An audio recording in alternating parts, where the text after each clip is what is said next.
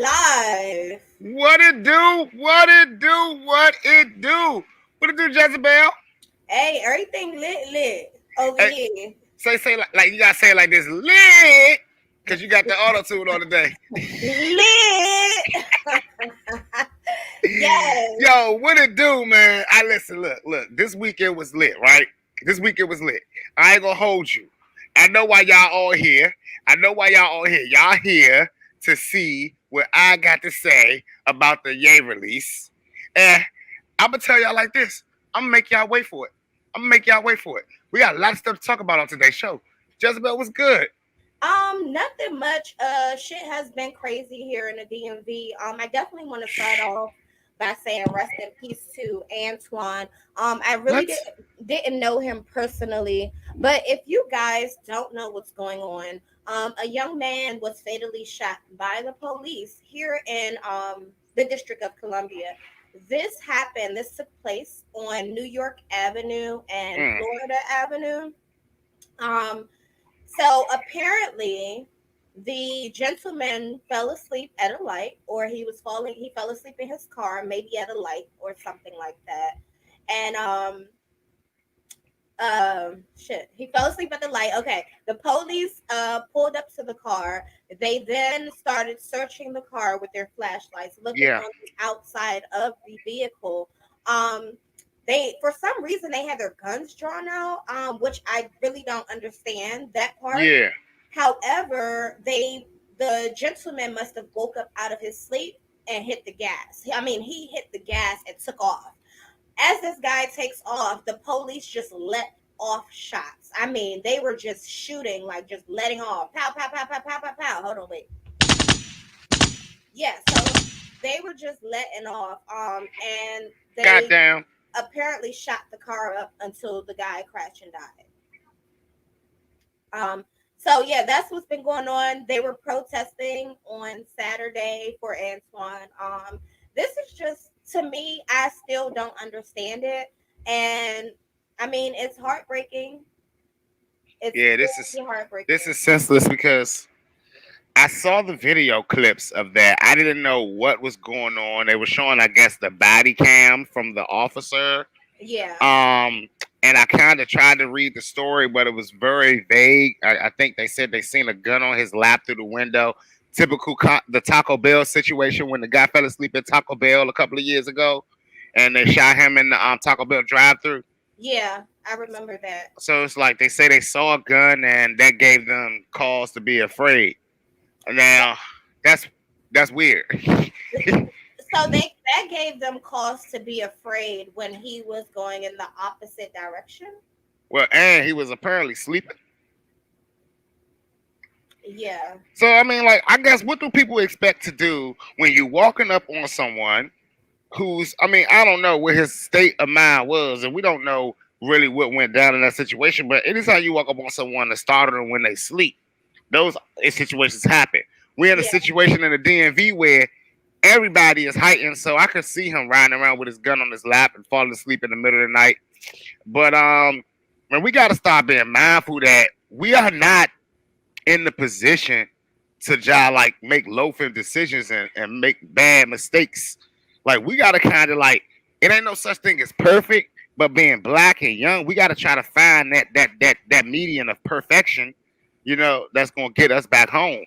Because it's like we don't have the room to live like we see on TV. It's wild.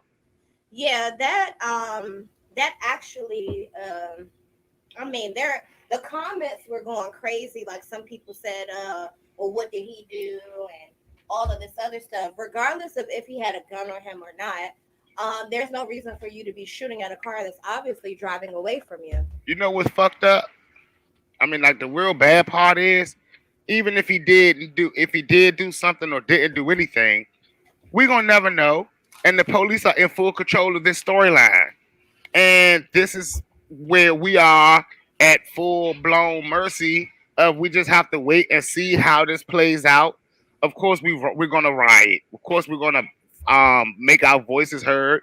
But we gotta make better decisions, man. Like we got to make better decisions, y'all. We gotta be more careful about the drinking and driving when we leaving the clubs. Now the clubs opening back up. Y'all gotta be careful when y'all going home. Y'all gotta be smart. Y'all gotta learn how to like text a buddy, text a friend, let them know like what's going on before you leave. Text one of your mans, tell them like where you at. I Share mean, locations, whatever the case may be, guys. We got to get into a whole new world. Uber, Tony, you funny, but Uber, I ain't doing Uber. Nope. I love the party. And I feel like I drive better drunk than I do high. I told Um, you about that. That is like really weird. I do. I really do. I'm way more alert when I'm intoxicated because I don't want to lose my license. That's more so the reason why I feel like I drive better because I don't want to lose I, my license. I thought you was gonna say life. No, my license. What are you talking about? Like, so what I do is I'll Uber, I'll Uber or I'll drive maybe somewhere that's not too far and still Uber, or I'll just pull over and take a nap. Like, not just at the light, but pull into, a well lit area. Take a quick 5 minute, 10 minute nap. Nah, y'all gotta know know your limits. Yeah. Know your limits, man. Like Wait. You can know your limit and still be exhausted. And because I don't understand how people fall asleep behind the wheel. I just don't get it.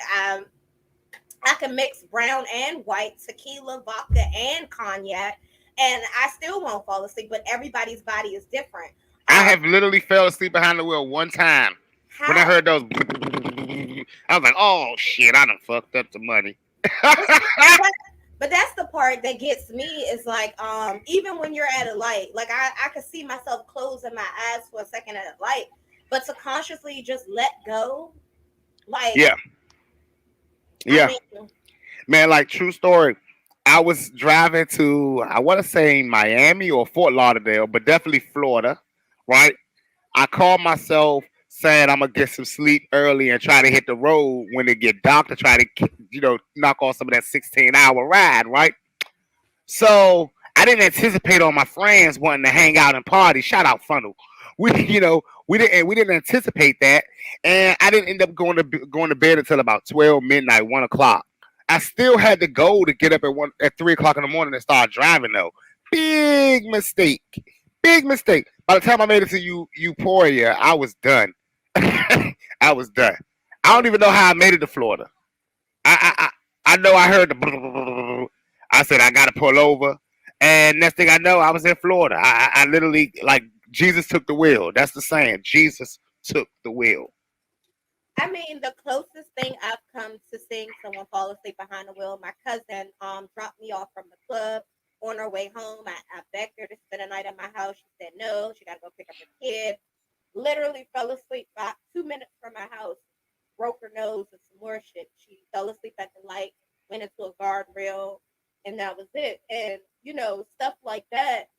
It put fear in me. I ain't gonna lie. Yeah. Wake up! Yeah. So y'all definitely like pop a Red Bull, something. Get an energy pill, energy drink, something, man, something. So Sha'Carri Richardson, she's made everybody hate her again. Okay, so let's talk about this. Because I'm one of the people that felt like she needed to be held accountable in the first place. Duh. A lot of people was to her defense. Oh, weed shouldn't be a problem in the Olympics.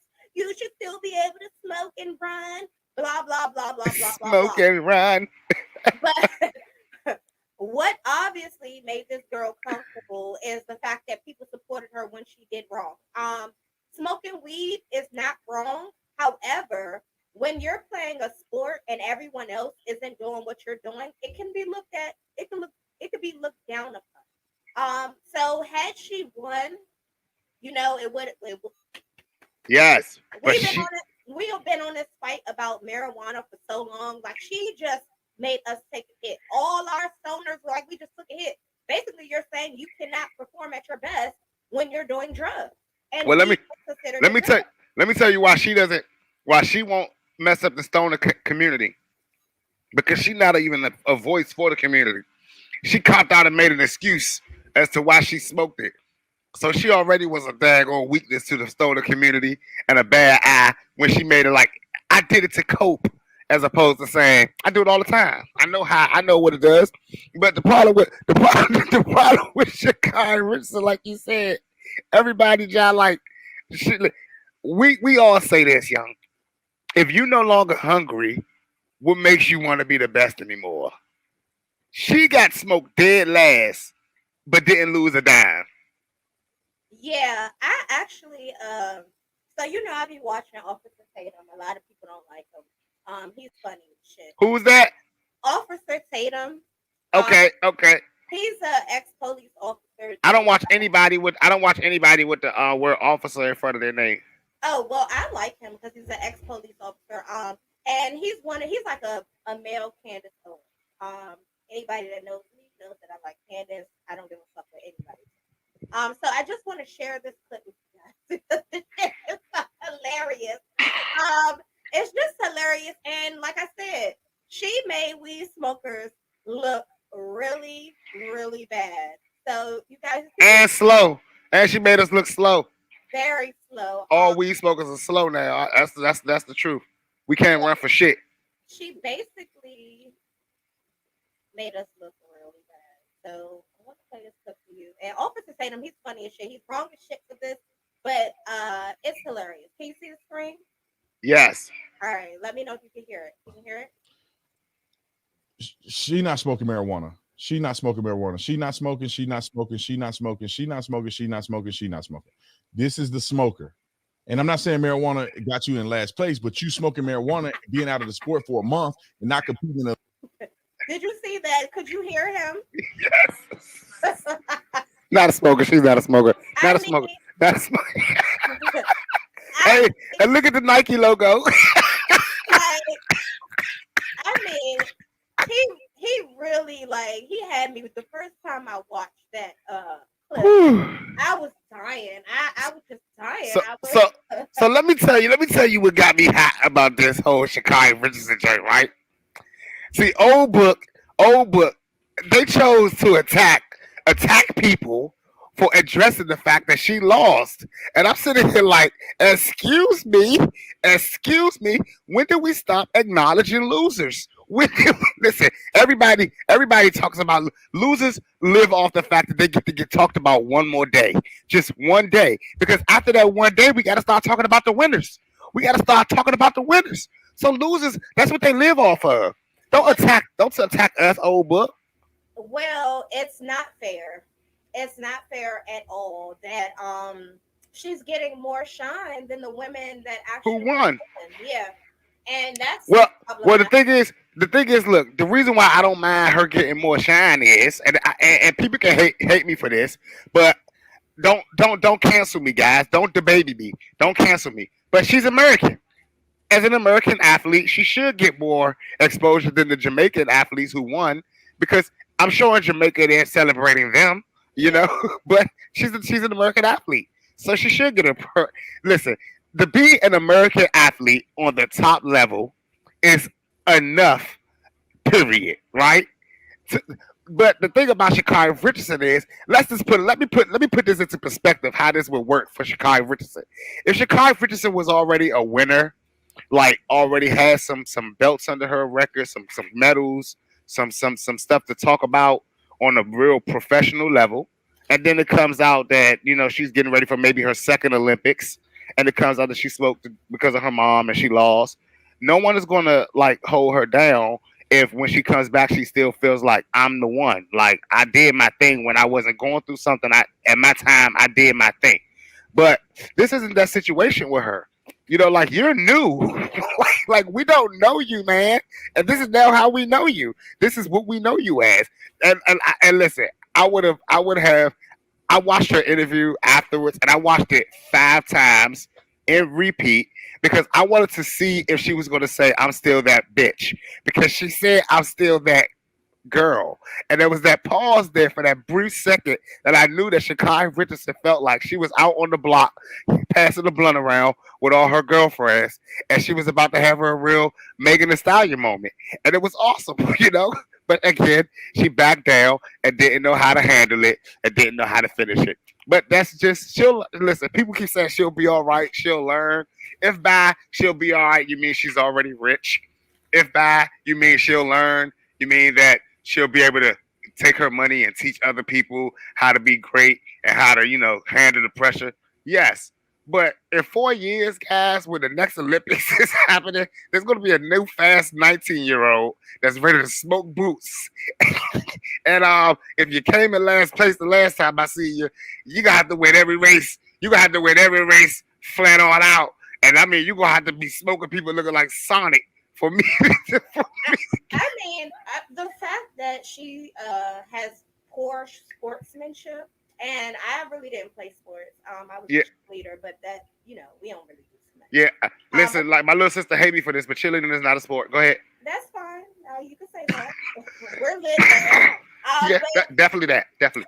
Her poor sportsmanship is what's losing everybody. One thing, I did not like her interview after after she ran. I did not like that. Because like I said, it's a thin line between confidence and arrogance, and you lost. Yeah. You literally lost, and you shouldn't be shading the people that won because you fucked up. You smoked weed. You didn't practice. Okay. And then your punk ass dropped out of the 200-meter run. She should have. No point of holding your team back. Nobody wants to run with sandbags. You know what I'm saying? They probably was like, "Yo, take this run off sandbags." Yeah. And it's just like, hey, I ain't gonna hold you.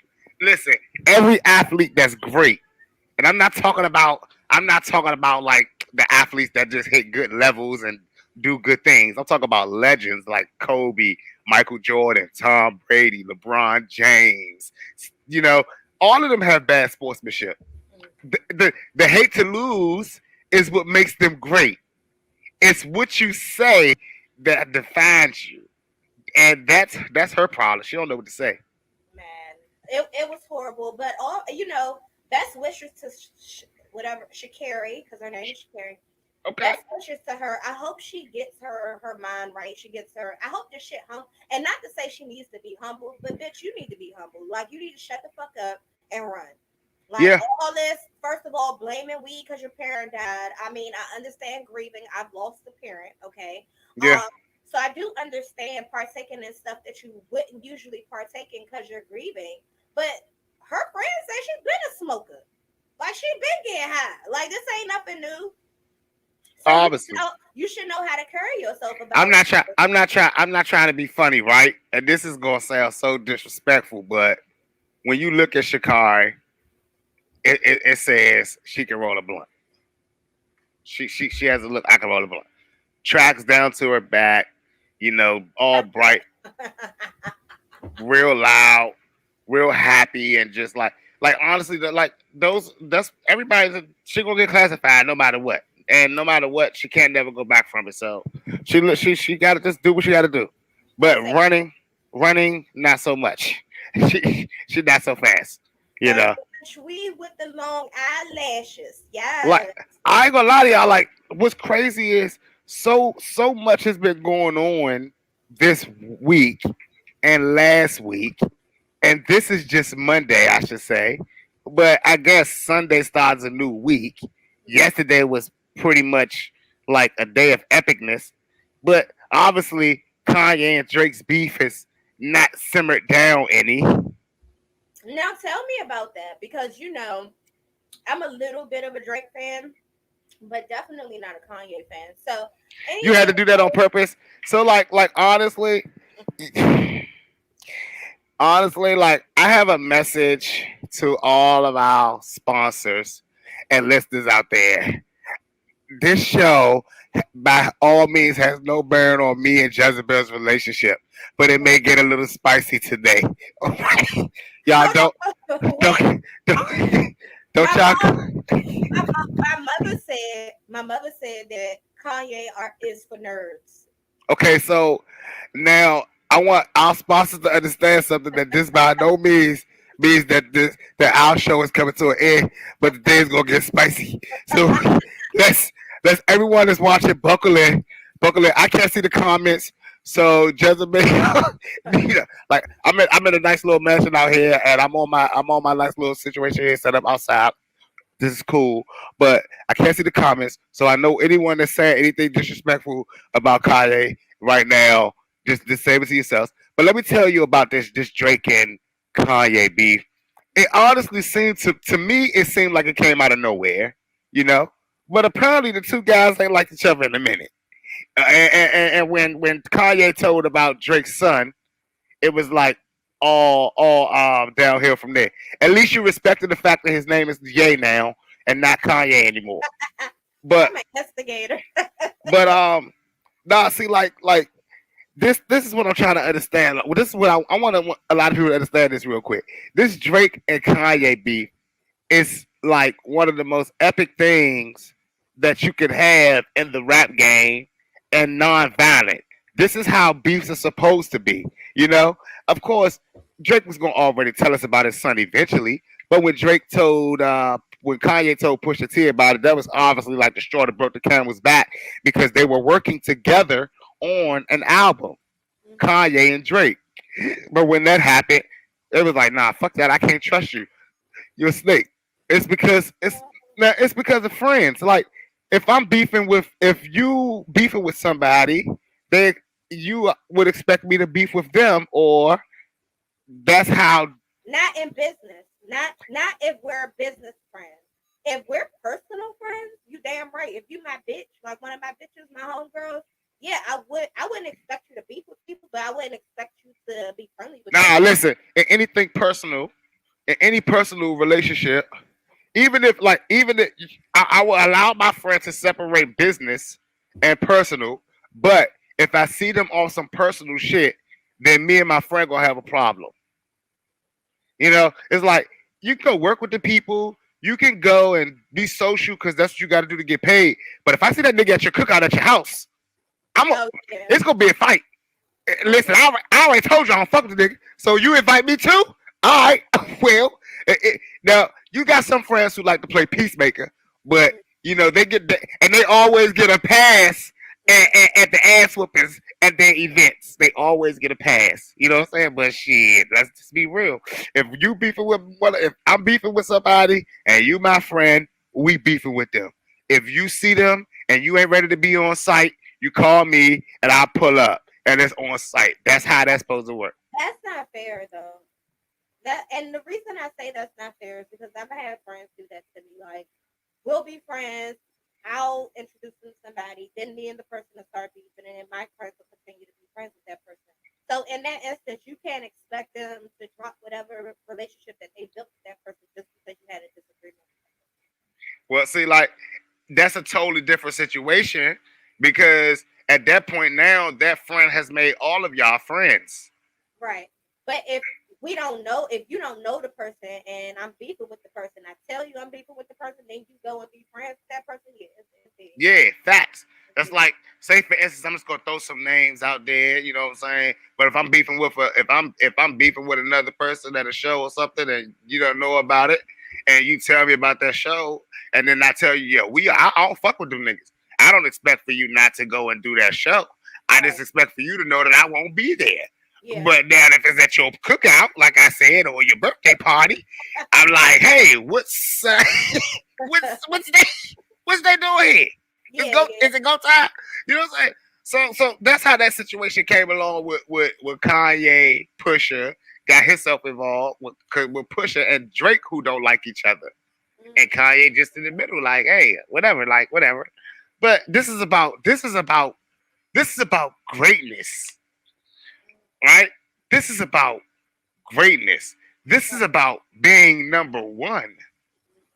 And let's just be real. Drake has accomplished something that a lot of artists that are black will not be able to do.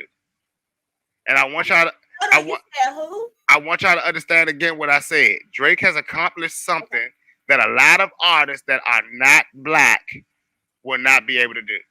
If you black, being the number one selling artist in the world is a long shot, buddy. I mean, do y'all think it's a coincidence that Michael Jackson didn't become the number one selling artist in the world until he was white skinned? I mean, all of y'all look at his album when he was white like it was his first album or second album when it was actually his sixth album. sick of you. Like No. I need to put a filter on this. Look. Michael Jackson. Michael Jackson was a brother for 6 albums. His Jackson 5 album and his 4 solo albums. And his 5 solo albums. He did turn white and became the #1 selling artist in the world. Now, only person to really take over Michael Jackson was who? If y'all don't know, I'm gonna tell y'all, Madonna. I was just thinking about her. Now let's just be real here. Before Michael Jackson took over the scene as an African American, as the #1 selling artist in the world, that had never been done. That had never been done since the 50s when music really started recording this stuff.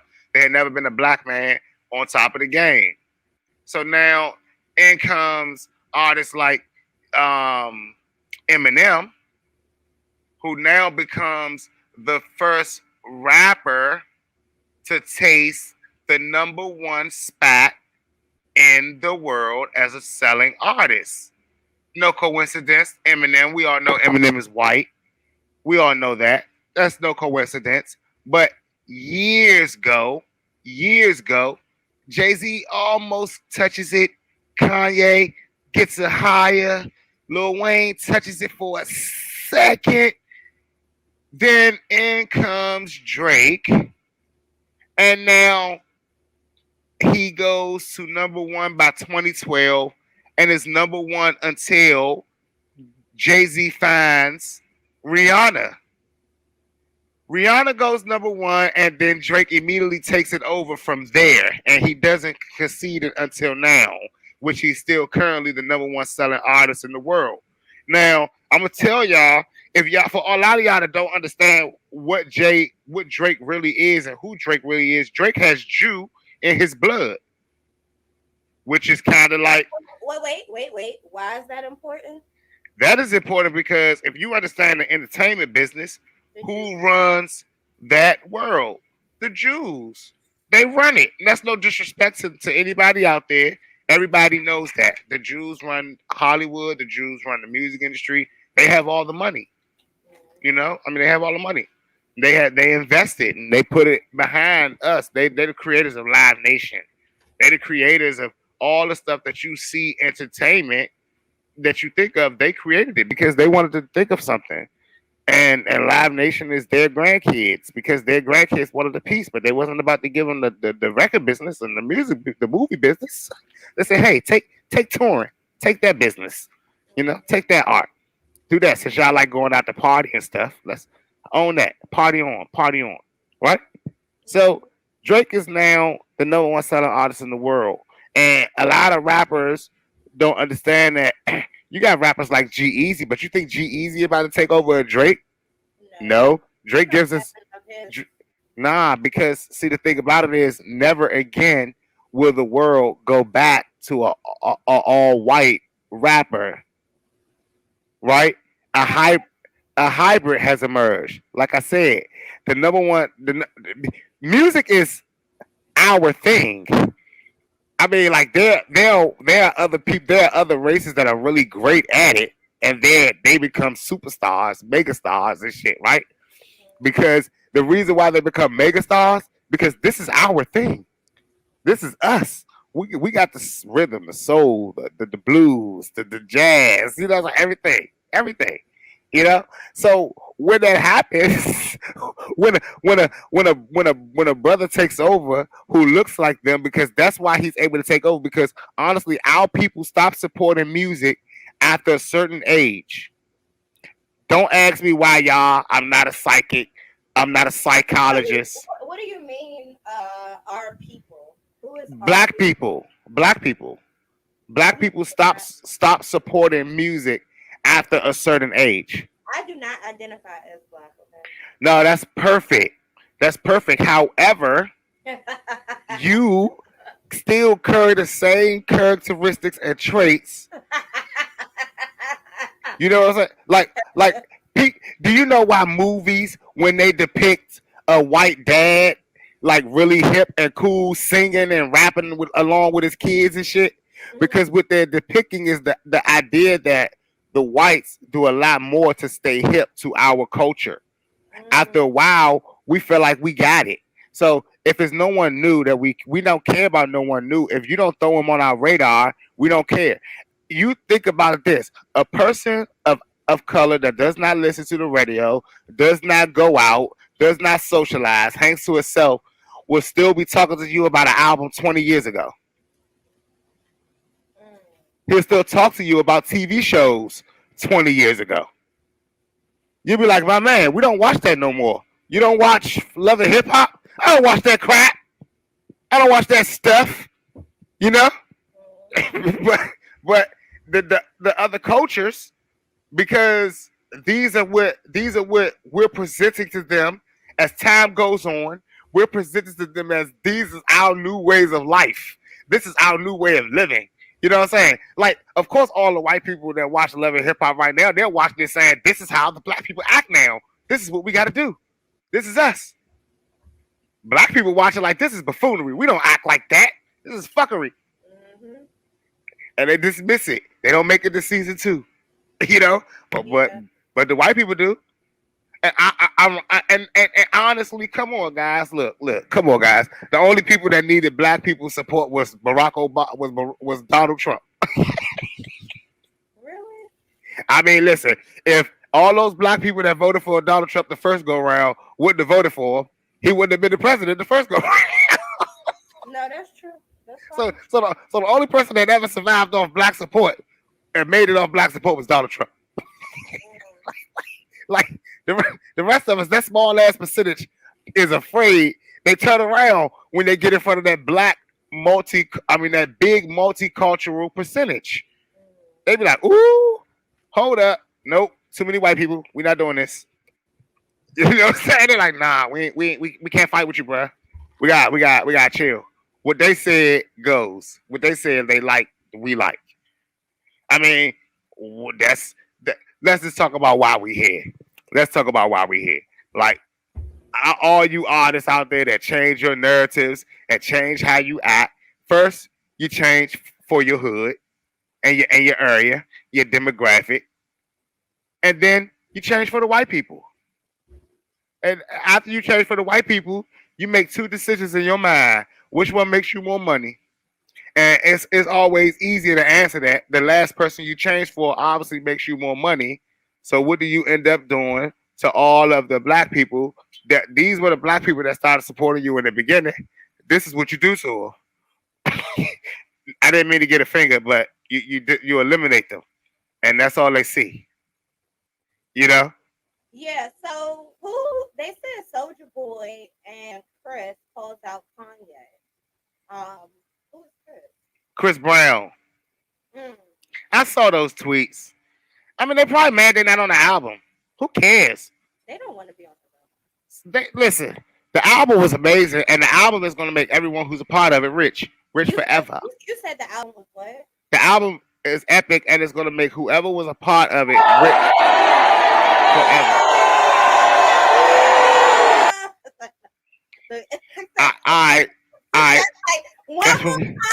That's what we're doing. That's what we're doing. You know what? Had to try it out. Let me take a drink. Okay, so you listened to the album. I listened to it. I haven't listened to it yet. 4 times straight. I can't give any feedback. Outside of being a hardcore Kanye fan, give me like just some non-biased feedback on the album. So honestly, all right, non-biased feedback. Non-biased. I would have liked it to be more hip hop, more rap, you know. However, I found myself liking the balance that it gave me and subtleness that it gave me with the kids, right? But it got boring around the 3rd time listening to it, which says to me that it's not a really good driving album. Like, I would not put this album in and drive around and pick up my homeboys and we drive and listen to the Kanye album. That's preposterous. However, if I did have a bunch of people over my home and I wanted to create a vibe and an atmosphere, I would play that whole album. An album of 40 minutes, an hour and 40 minutes worth of music that would literally just create a vibe in a room, talking, everything. So, yeah, if you, Okay. So, hold on. I thought he wanted to be a gospel artist. huh? I thought he went to being a gospel artist. So, no, he did a gospel project. And of course, he has his gospel thing. But if you listen to this album, you'll see that he did not divert from that. You know, that like a lot of the language is cleaned up. He's definitely cleaned up. Now, this is my problem that I have with everyone. This is my problem that I have with everyone saying they dislike the album. It's y'all fault. What do you mean? It's all y'all fault because with the last few albums that's been dropping, the mumble raps, the flashy rap, the braggadocious rap, the features he did with Pump and blah blah blah. Yeah, like I love it. we gotta real life ask ourselves what if a person is becoming more socially conscious and reading every day and learning every day, he's saying everything that people say, not just him, but about every single artist that's dropped beforehand. Y'all complaining like hell. Y'all don't got no real hip hop. Y'all don't got no real lyrics no more. Everything is so trap. Everything is just boot by beer. So then the person go and get lyrical on you old asses, and now all of a sudden y'all want to hear bit by bip again. Y'all want to hear that trap sound. Y'all need some drops. Y'all need some boom and some bass. Well, make up your damn minds. That's why I don't like y'all. That's why I don't like y'all and don't want y'all critiquing no more music. It's not fair. Y'all don't have the right to critique music. None of us do, right? All we got to do is listen to what we like. Everybody has that right. I mean, listen, Uh, Spotify at the beginning of the year admitted to removing 350,000 songs from their platform. They removed 15,000 artists from their platform. But yet the platform still has millions of artists on it as continuously dropping music every day.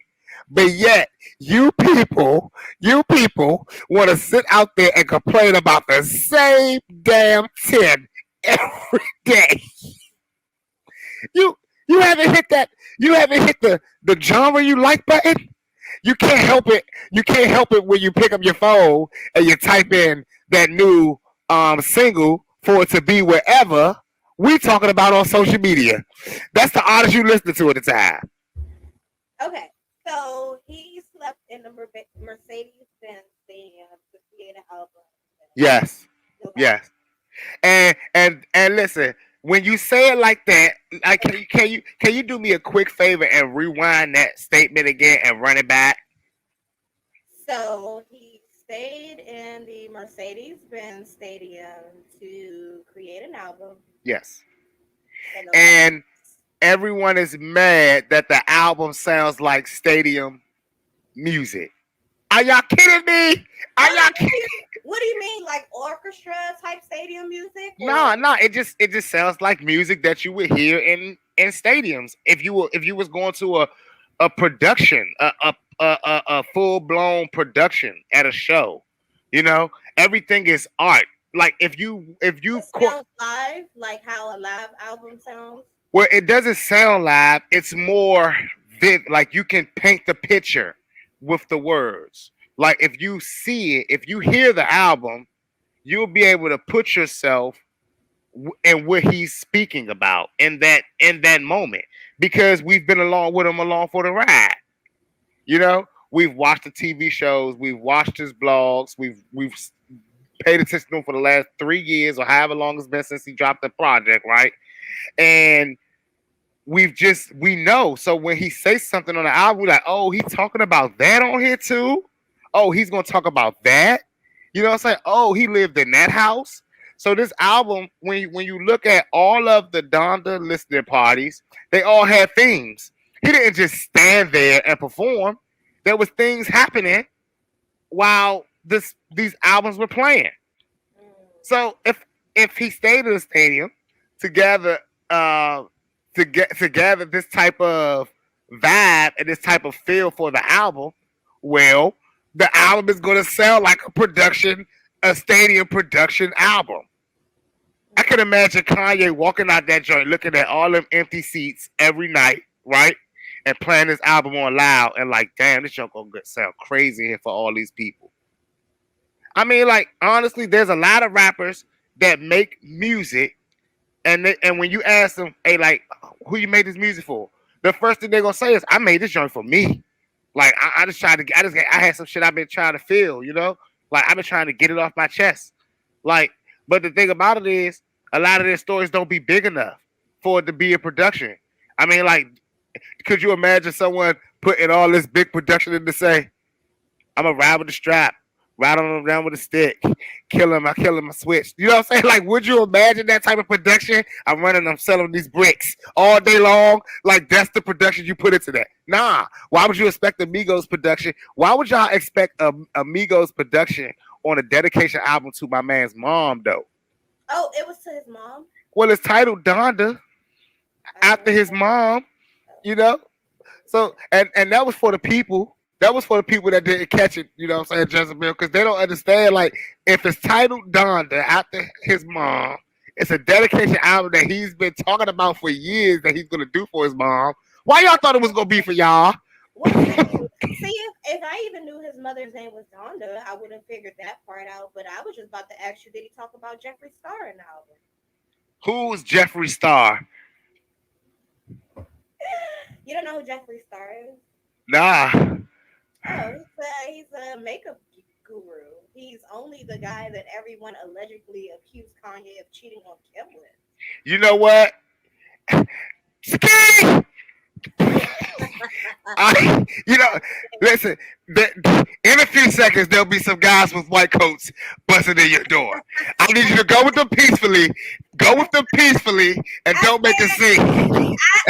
I said allegedly, okay? I definitely said allegedly. But that's the stuff that I know. Like, I didn't know his mom's name was Donda, but I knew he was with Jeffree Star. So it depends, that tells what my mind frame is on Kanye. Like, I'm really not following him, which is fucked up, but he's not my cup of tea, I would say. But his first album, whatever College Dropout album that was, I loved it. Yes. You know what I'm saying? Of course. Like, real shit. I was in college at the time, and I felt it.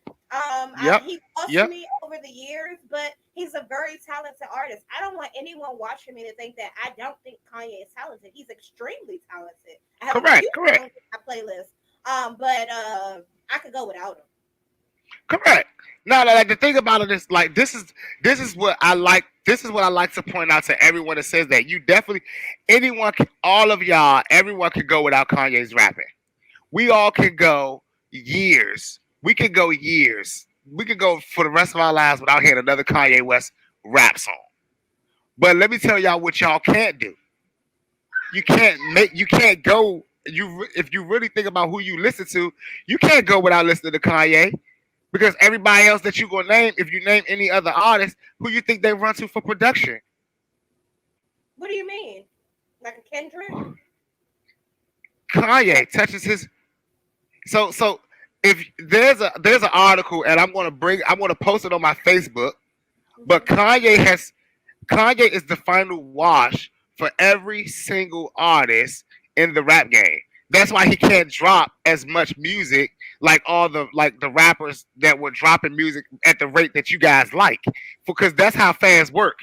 But every single why do you think Drake was working with Kanye in the first place? Because every single album goes through Kanye's desk and gets finalized and washed and cleaned up and final productions and touches on the big artists. Why Kanye? Because he's the evolution and he's the pioneer and the height of production. Listen, Jay-Z's best record on record is Blueprint 3. Mhm. Well, Blueprint. I'm sorry, not Blueprint 3. Blueprint, the Blueprint series. Those are his best. That was his real album that gave him his notoriety. Actually, after H2 the Izzo Hove song, which was actually after Beanie Siegel's Can't Be Life record, you know, which was actually after they was given a bunch of music that they didn't even know was from a producer named Kanye West that was getting Grammy nominations and Grammy bids. And then an artist by the name of Beanie Siegel won his first Grammy before an artist by the name of Jay-Z. And he felt like, how can Beanie Siegel beat me? Why did Beanie Siegel get his Grammy before I did? Well, Beanie Siegel chose to work with that producer that was giving y'all those beats out that crate that y'all didn't know his name, which was Kanye. So then you bring him along, and let's just be real.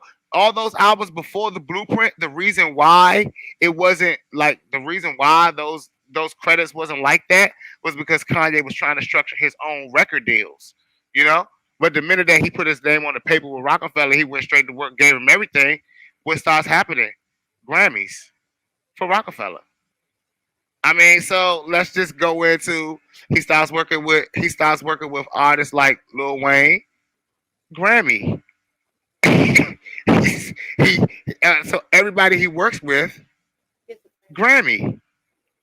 So when people say, not listen, all of us could go without. Yeah, now not me personally. I would like to hear.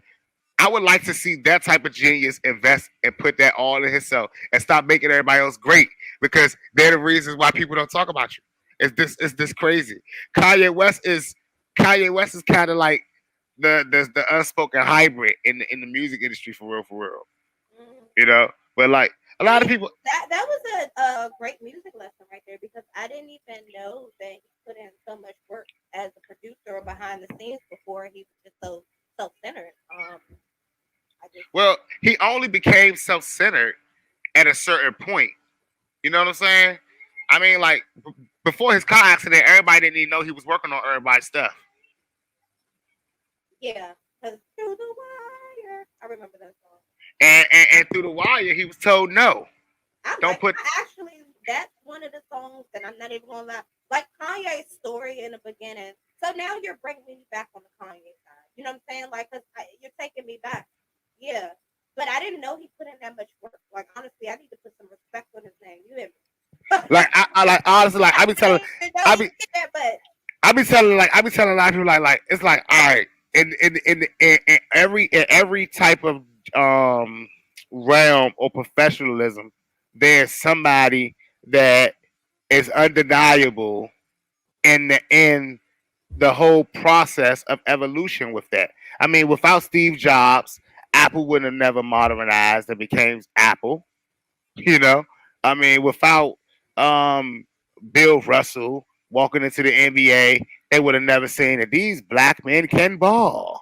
Let's get them all in here. You know, I mean, there's all without Jackie Robinson, there would never. You know, like there's a lot of things in business mindset. There's one person that takes it to the next level. You know, and at the end of the day, a lot of people don't respect those people. You know, a lot of people respect the flash and the brass. But imagine your whole life being doing something and you're being told you're not the best because you're not the richest, right? Only to be then to start working your way up and be held at every roadblock in front of you to stop you from becoming that. Only to become it and then now become richer than everyone that was over you at one point. That's going to create a godlike behavior. Listen, boss biz, we on here now, and this show started off when we was over at Win DC, and people was like acting all weird and whatnot, and throwing us. We was getting death threats and hate mail and hate emails and shit that's back in those days. Like I it was like believe feel you though. Like I definitely feel you. Like when you're an underdog, or you feel like you're an underdog, but people put you in this, this category, and it's like you're coming up. Yep. Yeah, you're gonna I have that sit cockiness. I sit and drag everybody every chance I get now. Although I do it what we call respectfully. I Yes. do it what I respectfully drag.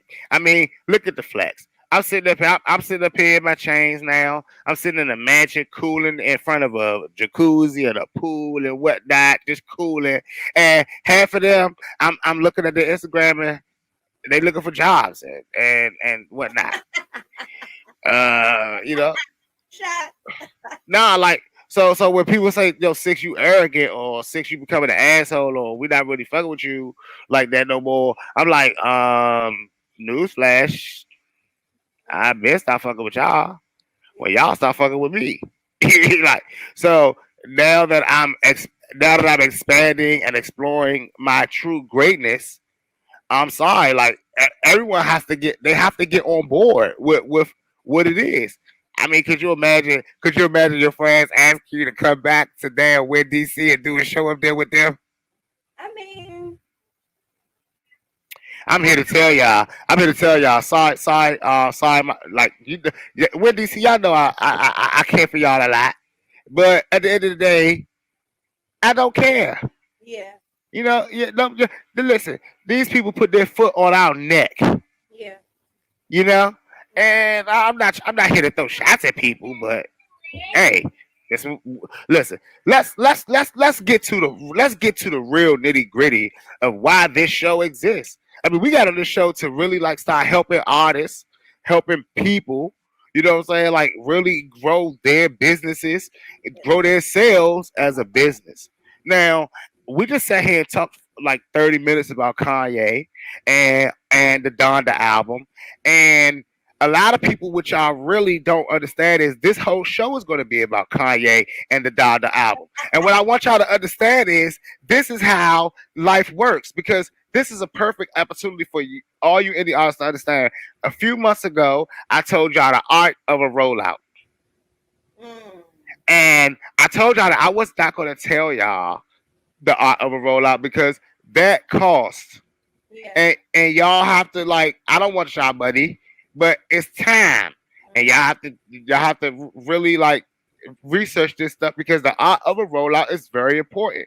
You have to get with the right teams to understand the art of a rollout. And listen, I'm telling y'all one thing for certain. I'm gonna get to these teams on this show. But what I want to do is focus on the art of a rollout and why Kanye West gave y'all the blueprint yet again and y'all missed it. Now, I definitely. before I do that, I would like to take this second to let y'all know that I am going to be going on tour soon, right? And with this tour, I'm going to be using a lot of these secrets that Kanye West has just displayed with his rollout. Now, honestly, I've tried a lot of things and implemented a lot of things in my career. I've watched Kanye West Art of 16 Bars.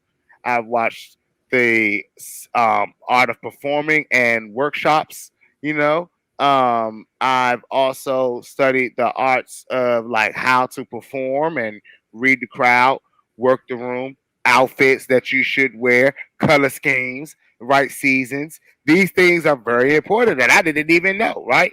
Knowing what's the color of the season, knowing what's the color that's in, knowing what's the next wave is very important in the art of a rollout.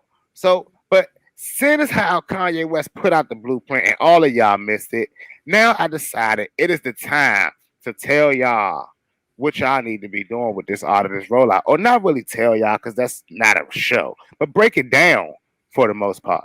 Do y'all realize Kanye West did three, maybe four listening parties in front of packed out crowds of an album that was not released?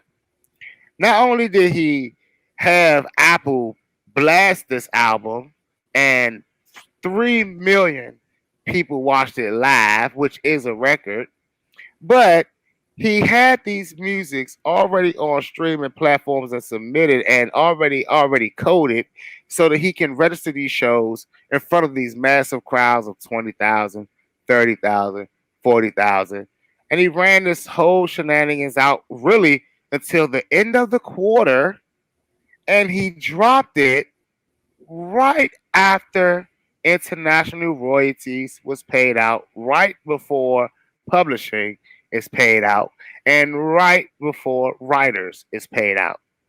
Now you guys ask, why would Kanye do that? Why is that important? Why is it important to drop it on these quarter dates?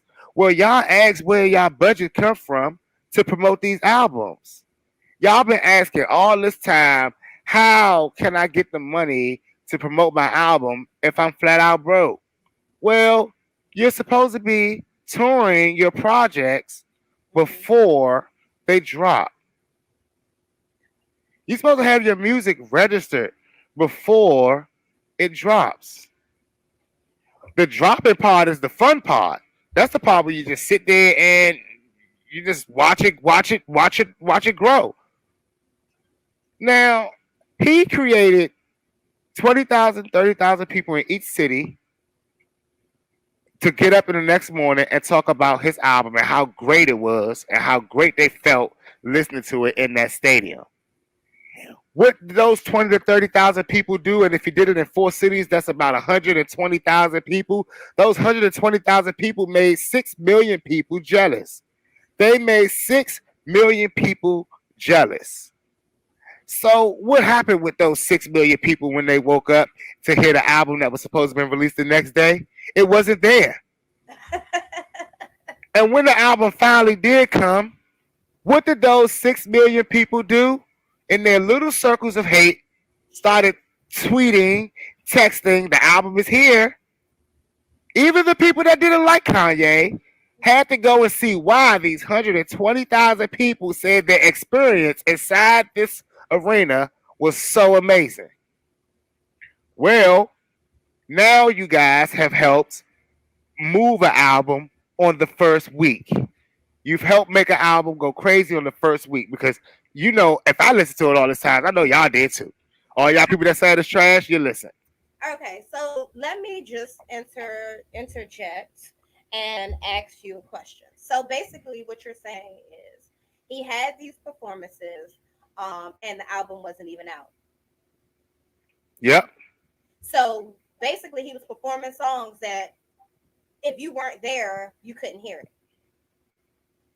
Correct. So it's like you have people. It's kind of like how Clubhouse. Give me 1 second. My battery died. No. Hold on, my battery on my Mac died. Yeah, it. Hold on, it ain't gonna die on me.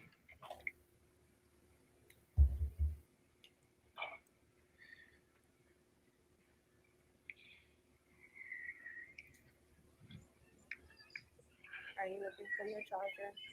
Give y'all a little tour while I'm in this show. I'll give y'all a little tour. This little mansion here. It's a nice little spread. It's a nice little spread. Are you in Georgia? Nah, I'm in Florida. Let me turn some lights on. Nope. All right, here we go. All right. So back to what I was asking you, and basically I'm asking you this because I know there's other people out there that want to know the same thing. So basically you're saying it's kind of like how Clubhouse started, where it's like... Hold on, let me get another light. My bad. Yeah, because I can't see you. Can you hear me though?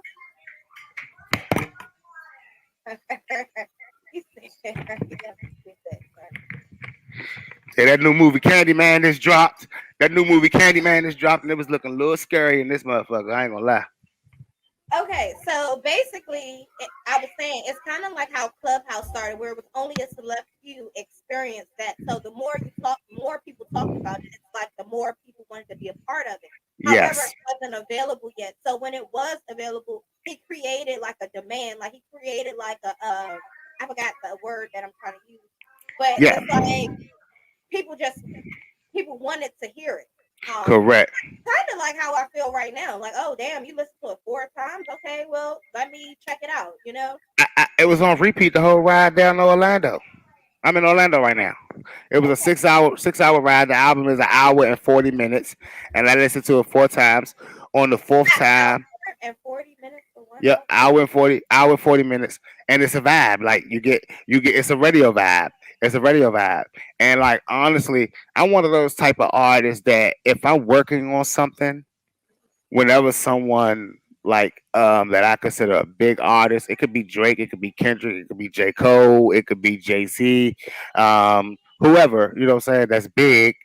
When they drop something, I always try to gauge my project that I have releasing and based on what is being dropped at the time. You know, so honestly, that's why I've been feeling really good about the music that's been dropping this year. You know, and I haven't even really been listening to it. Obviously, I haven't heard the Kanye album before it dropped. But like I said, it gave me a nice balance. I felt saved afterwards, right? But the problem is, like I said, what people are missing is the whole like artists are missing. I'm saying artists listen to albums for it's trash or it's a good album feedback. And like, what are you doing? Like, what are you doing? Like, did you learn anything? What did you learn? Because honestly, I don't think that a lot of artists are peeping these things. And I want y'all to understand something because a lot of y'all don't understand something. He performed records that were not put out yet. And the reason why I keep emphasizing that is because I have a lot of artists asking me, how can I register these songs? How can I register these songs if they're not put out yet? Well, do you think Kanye West is performing unregistered music? You know, Young Dolph, he actually did that when he came to Bliss. He performed the song that wasn't so like when you left, it wasn't out yet. It eventually came out. I think a few days later. But Correct. so I feel I kind of understand because I was waiting. I'm It's a like, it's a I ain't heard that joint yet. Like it's I a need to hear major that. it's a major rollout plan. Like I had an artist ask me, and I know she was hating, but I gave her a little bit of knowledge in the same breath. She said, "How you got all those streams?" And I'm like, "Well, you're not paying attention. I got four of my singles playing on BDS radio. I'm touring. I can name a shitload of other things that I'm doing, but let's just be real here. Let me break down to everybody how my album reached 1 million streams in under 2 months. And I'm gonna break this down to y'all, and I'm gonna say this only one time, and I'm gonna hope that y'all appreciate my genius and don't hate. So this is what I did so that my album could reach 1 million in 2 months. I started with singles. I dropped a single like 5 months ago, and I let that single and I performed that single every night and let that single do its thing. Then I dropped the second single about 2 months after that, which made that 3 months prior to the album dropping. And I had two singles now in rotation that I was able to go out every night and yell and do what I got to do and play on the radio and circulate and talk about on all my shows like Boss Biz Radio and AHA Radio, where I was doing a lot of interviews at the time. So then with that, I went on a few press runs and then I dropped my third single. And by that time I had three singles already. Both are all of them were doing right around about 80, 90,000. My single Glow had just got picked up on the radio, which skyrocketed to about 250, 260,000 streams. Once that happened, it kind of like was a domino effect where my single Jim had gotten picked up on the radio, which took it up to like 173,000 streams. And my album is still not even put out yet, guys, but I'm doing this building a project, a portfolio. Now, what y'all don't understand is singles that go on an album, those numbers count towards your album. So when y'all ask yourselves, how 6ix9ine go platinum? He's a rat. Well, he knew he was going to go platinum because his first single went platinum. His second single went platinum. His third single went platinum. And pretty much all nine of his first nine singles went platinum up until he snitched on everybody. So when y'all didn't go out and buy his album because he was a rat, y'all already made the albums platinum. Y'all already gave him the status enough to secure the bag in which created 6ix9ine forever, right? So y'all don't understand that this game is not about rushing. I see a lot of y'all talk about I'm dropping an album. I don't hear no single from the album. I don't see y'all performing the records from the album. And then when the album drop, y'all up there trying to perform it and wonder why don't no one know it, don't no one care, haven't no one looked at the album. And then even if you do those 2 shows a month that you're trying to do, because y'all don't understand, a rapper, a singer, a country singer, a neo soul singer, a spoken word artist, y'all job is to perform. I'm sorry, people, but if you go to work every day, you get paid. And your job as an artist is to perform. So if you're not performing, then you're not getting paid. And if you're not getting paid, you're not performing. So when y'all ask yourselves, why am I only seeing these results? I hear a lot of people talking about Google ads and YouTube ads and things like that. And I always ask them, the last time you clicked on the video and that little timer started clicking down the video, and as soon as that skip ad button clicked, what did you do? They all click it. I don't know one person that can sit up here honestly tell me and be a straight up shooter and say, I watch all the ads. I don't never click that skip ad button. I mean, but it depends on the ads, though. That's It, how I came it, across Steven Crowder. I was watching, like, sometimes I just let him play because you never know, like, and you find other stories, like other interesting yeah, shit. Or like honestly, so I'm not a psychic or anything, but usually you were preoccupied when the next video was loading and it no, just caught your attention.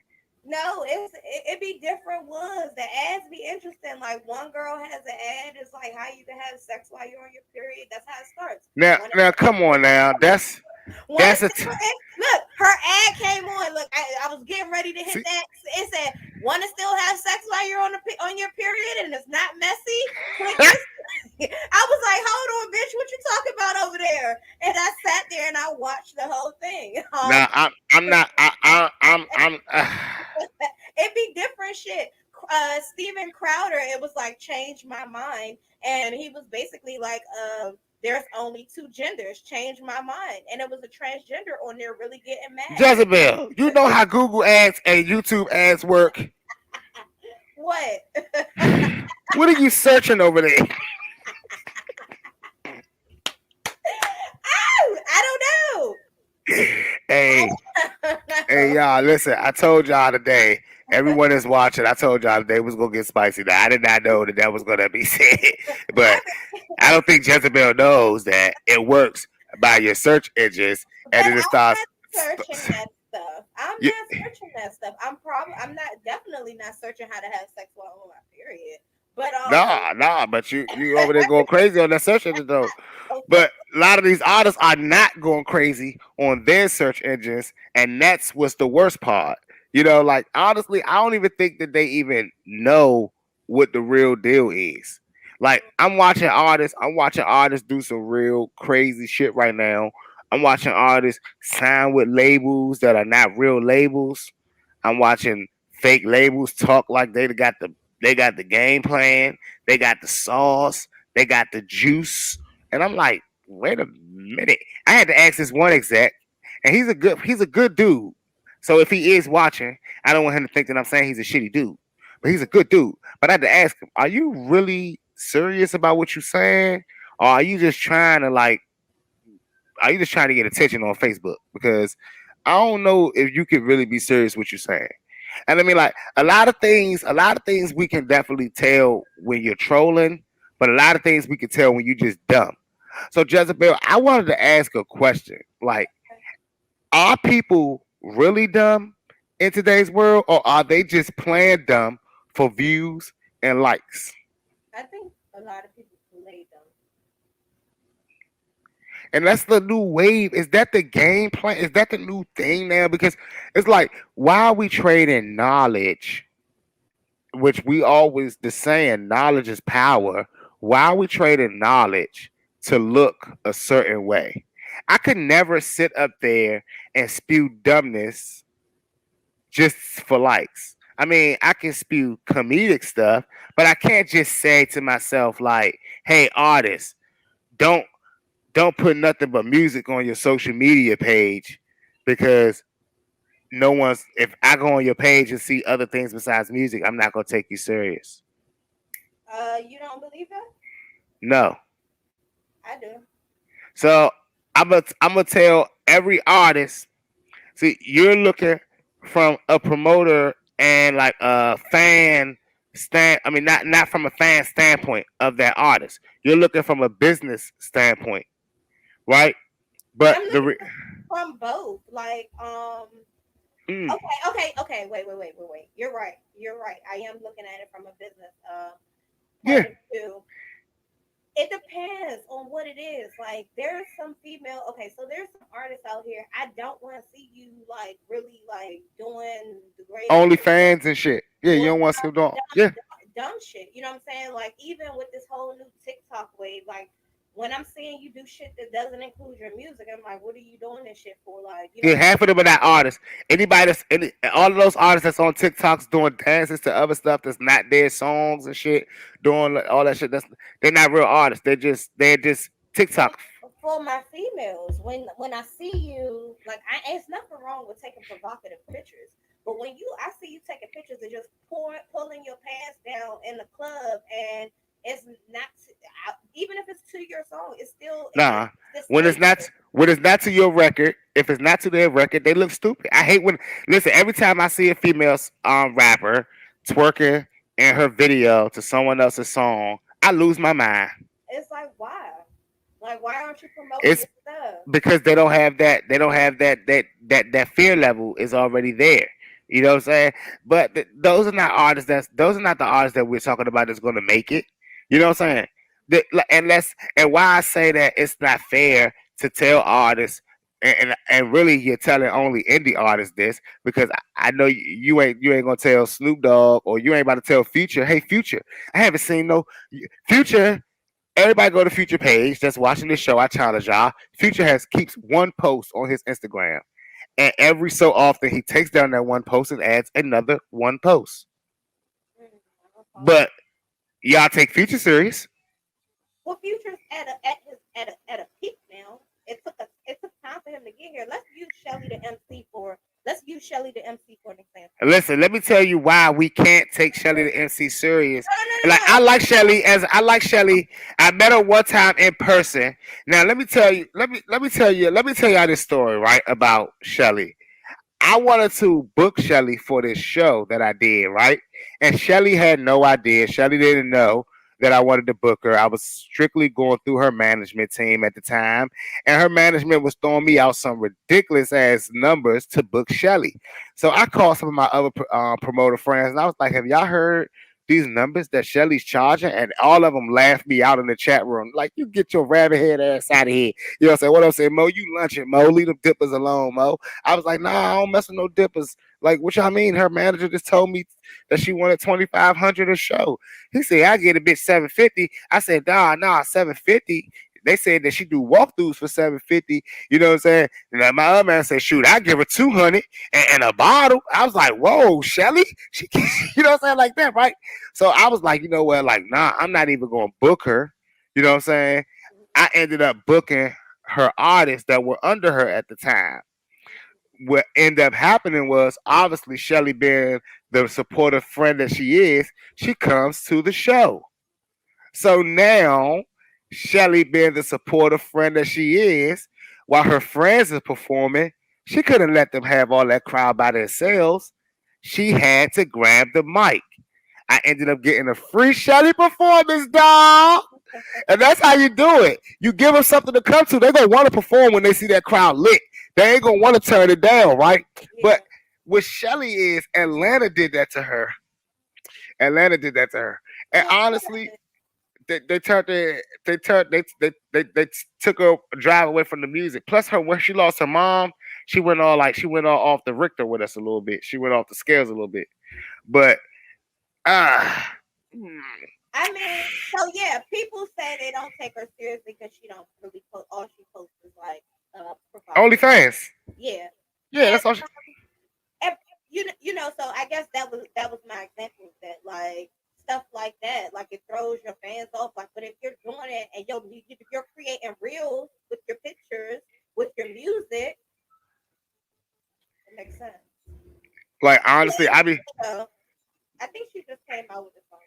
man. So they got on me. They got on me on Twitter and Instagram because I said it was a just alright, and they like, what do you mean alright? I said it's just alright. I mean, don't start trying to give a person a hit record just because y'all like them. You don't just throw out hit records. People have to earn them. I mean, let's just be real. Northeast Baby wasn't a hit record. It was a good record that Tony Reds played all day long because they paid him well. So it was cool. You know what I'm saying? But let's just be blunt, yeah. Those artists like that have shifted to OnlyFans and things like that, and not using that platform to promote their music and shit like that. That's on them. But we don't know the reason why I don't judge any artist because I don't know what their end game is, right? I don't know. Maybe they don't want to be big celebrities or big stars in the music industry. I think a lot of people remember what I said like this was months ago on one of the shows. I said artists nowadays start rapping to get out for opportunities. You know, that's why they come out and they be like, "Shoot, man, I'm about to go in the studio." It be young, old, bold, gray. I'm like, what do y'all mean? You about to go in the studio and drop an album? I ain't even know you rap, bruh. Now, while we're still talking about dropping music, I kind of had a question for Lisa. Curtis, stop. I had a question that basically I've been thinking about for a while, or this come across my mind. So, what's better, putting out a lot of music or putting out good music? And here we go. So,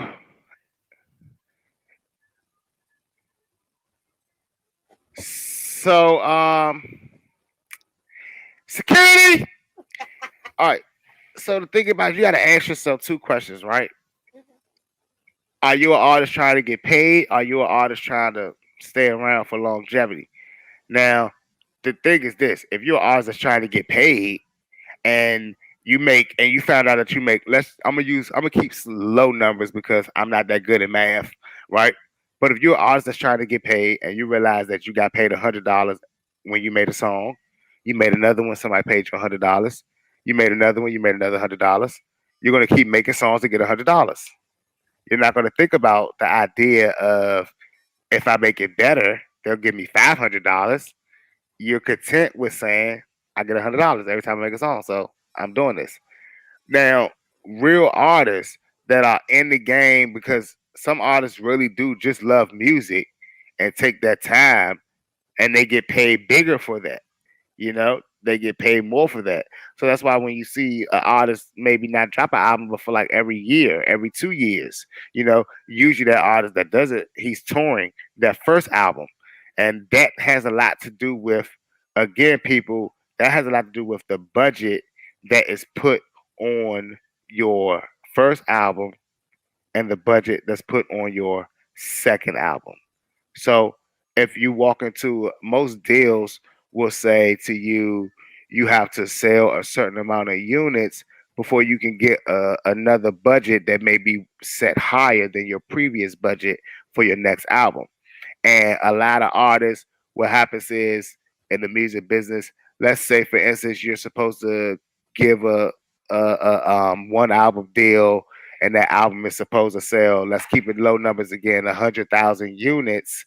And if that album sells 100,000 units, then you'll be entitled to say, let's say, $1 million on your second album. So a lot of albums sometimes fall short. They be at like 70,000 units, and it's kind of time to drop a new album.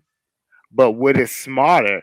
The smarter artist is going to go back on tour to sell those other 30,000 units to get the $1 million budget. The dumber artist or the fast money artist is not going to care because it's like, all right, I've given y'all these.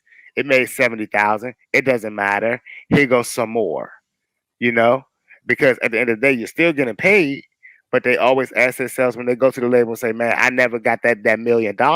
This label said that they was gonna pay me $1 million. They owe me money." Well, your first album only sold 70,000 units. Yeah, you were supposed to get $1 million on your second album, and yeah, you may have delivered your second album, but you failed to meet the obligation of your first album reaching 100,000 sales. So what will usually happen is you working on promoting the second album, and your fans are not for all y'all to think big artists and little artists all the same. Their fans are not going back to hear the old shit either. They're moving on. If you don't give them new music, they move on to a new artist. Big fans understand this as well. So that's how that works. The new artists the new artists understand that I'd rather own the block than give you a chance to do your thing. So it's all about what you're looking for, and what your result from the game that you want to have. I mean, at the end of the day, look at artists like Soldier Boy who drops so much music. Artists like Chief Keef drops so much music. A lot of people don't know that these artists still drop albums like every month. you know, People don't know that. They drop, you know, but the true fans be at all their concerts. They still get 50,000 a show, 100,000 a show. So it's like, what they care? Yeah. So it's the trade off. I mean, like, honestly, it's nothing wrong with. Look, Tupac made a hundred some songs, right? But we still ain't got all of them. All right. So next question, that I was asked is, does shit. Okay.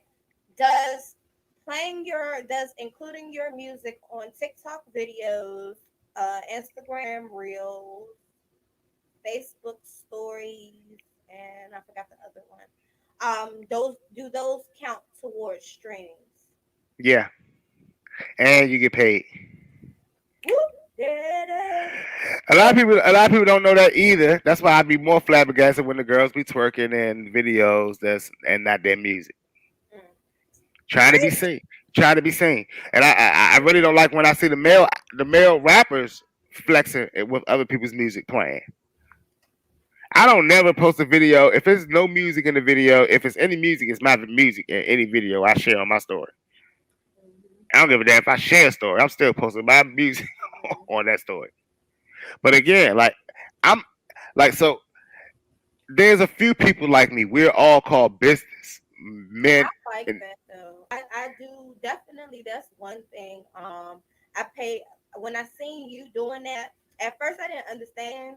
Like I was like, I wonder if artists, But then I seen I see like that's a practice that I see you do a lot. And I actually was talking to somebody. I was like, well, why you only got one song on Instagram?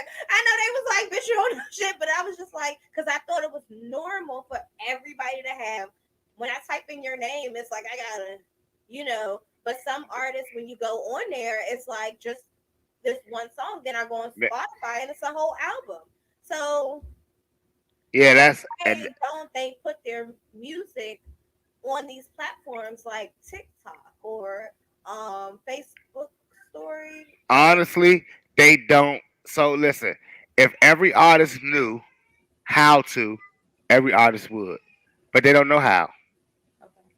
Okay. I had a really big. I mean, like big. He's um manages to a really big artist right now. You know what I'm saying? And he called me and said, "How do you get your words in your Instagram videos? How your lyrics on there?" I Mm. said, "What? Come on, bro. Your artist with RCA, Atlantic Records, like you manage big artists, and you asking me, you don't know this really?" But he did it, you Yeah. know. And I had to go back and look at all of their songs, and they got big records with Gucci, and all types of shit. They don't got the words on the video. They don't know. It's like no lyrics available. They don't know.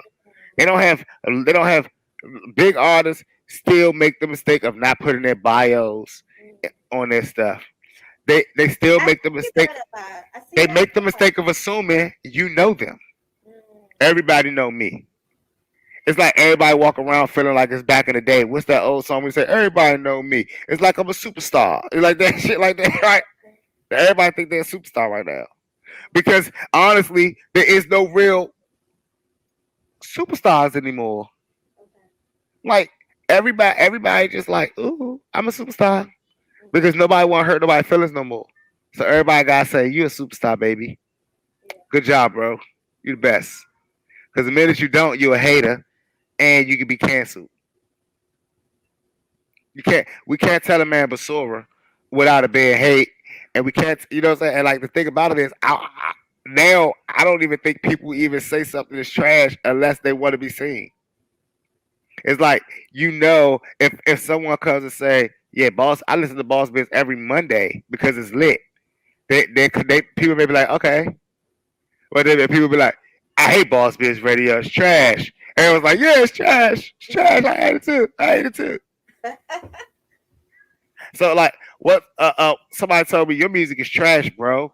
Like you sound like all these rappers out here today. Your music is trash. I said, thanks, dog. He said, did you hear me? I said it's fucking trash. I said, yeah, thanks, bro. He said, what do you mean, thanks? I said, You listen. you listen, my dog. Listen. Like, bro, I get paid either way. Mm-hmm. I get paid either way. And honestly, like a lot of artists don't take that same mentality because they don't get paid either way because they don't know how to. And I see a lot of artists that sit up that joke and be like, "Man, fuck it, anybody listen to this? I'm not gonna put it out." An artist asked me this question this week, and instead of he didn't ask me, he asked it to a Facebook group, but I knew he was talking to me. Um, and I went on ahead and shared it. He asked, "How do one grow organically in today's world?" And I told them the same way that they grew organically in the 50s and 60s. But you know what the problem is with that, Jezebel? What? We don't live in the 50s and 60s no more. We, he he makes it like he makes it like we're the only people to move on, and he's still putting his feet under the car to drive, or he's still hopping on the buses with no AC. You know what I'm saying? And what was those old movies where they showing them going on tour and they would have to like be in those old little metal buses and stuff like that. I think that's what he think that these days is it. Because I told him, I said, brother, the same, it's the same thing. You don't think Gary Burry Gordy paid for all the motherfuckers on Motown to go on that tour when nobody knew who all their black asses was? You don't think that he said you think that he said, "Hey, I got the Temptations, I got this group and I got that group. I got Smokey. Give us free." No. Nobody was giving him a damn thing. So what did he do? Hold on, wait. Stop right there. Because that's been a big question for artists is like, who's paying them to go on tour if nobody knows? See, so this is the thing.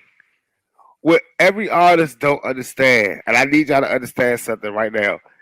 You are a business. Okay, every artist look at the circus business plan. No one knows no one knows who the circus is before they come into your town. But before they come into your town, you don't see shit but circus stuff everywhere. Everywhere. It's like, whoa. Kids be like, my kids like the circus. I'm like, how you know about the circus? You know? It's been 10 years, 5 years, 6 years. Baby still know the circus because they see them ringing the bottom and jumps every time that joke come to town. So when that soul circus joke come on, you can't turn on the radio about the soul circus. A lot of artists, you ask, no one's gonna know your name. Well, go into that town and make them know your name. Mm, Like this is the thing. The way that they know your name is flyers, publication around the neighborhood. But this is the thing that costs money, right? But they're looking for free because listen. I want America. When y'all see the word organically, they're asking you free. Okay, if they if they say to you, "I was looking to do this organically," they're trying to say they're doing it for free. And they want that to be their excuse, and they want you to forgive them for them.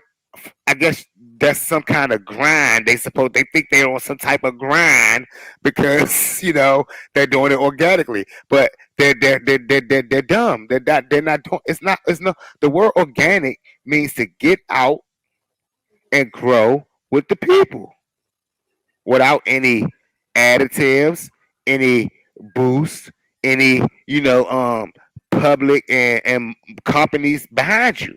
So when y'all people say, "Oh, I use YouTube and Google Ads," that's organic. No, it's not.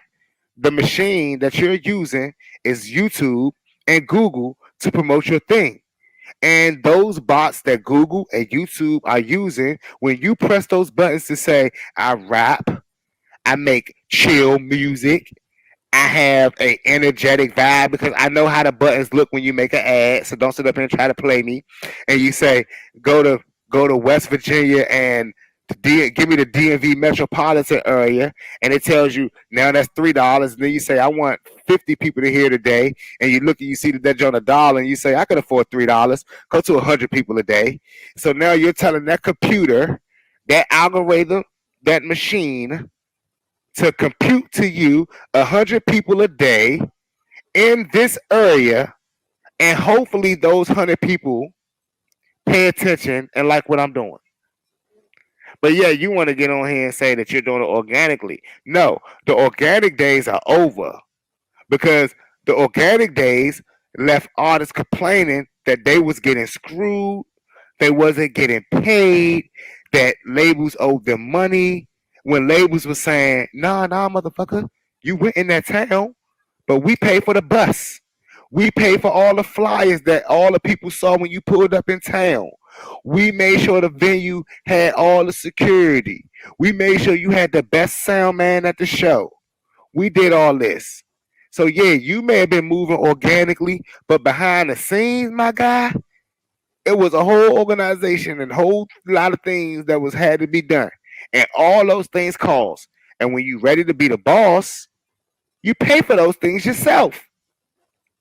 You know what I mean? Like all y'all artists are asking, how can I do it organically? Get your ass. If you don't want to get on the dollar bus and see where that dollar bus take you, and let it take you to the cities that'll take you to. That's $1. Then then now I mean you can hit up Vistaprint and get you some cheap flyers made, or you can, if you got a good drawing hand, you can draw you some on a piece of paper, draw you up a nice little flyer, and with some stick man if you can't draw, with your name on it and stuff like that, and make you a whole bunch of copies. It may cost you about 30-40 cents. Maybe another dollar. Let's say another dollar to get you a good couple, get you good like 1,000 copies, maybe. Who knows? I don't know. You may find a friend that got a copy machine to let you copy them all day. So there you go. Then you can walk around the neighborhoods. You can schedule to go to those neighborhoods and walk around them and post up all day long. And then what you could do, because you want to be Mr. Organic, you can ride around to the clubs at night, and instead of performing, do like the Go-Go's do. Because let me tell y'all, if you want to learn how to promote organically, look at your Go-Go in the DMV. Look at the Go-Go. That's called organic promo. And when you're asking why I'm not nationwide and why I'm not popping yet, well, that's organic, people. That, that's organic. You have no one working you, and no system working you, no one helping you. You gotta get out there and hope people come to your show and hit the road and talk to people and hope you get someone that's big enough to start, saying it for you. Because honestly, you ask to be organic in a world where nigga, if they gotta advertise and put in a little section in the grocery store with the organic food, right? All the organic food is in a small little section in the store, and it's usually priced way higher, rare, and those shelves are usually pretty packed when I walk in the store. Like those shelves are always stocked. Like maybe one item is missing, but that's where the organic stuff goes in the grocery store in a small section. So if you want to be organic, then you stay in a small section and you be happy with that section. You have to own the block that you in. Because I'm not gonna cap to y'all. I'm not gonna do it. It's no way. It's no way to be a star in today's world or the last 50 years organically.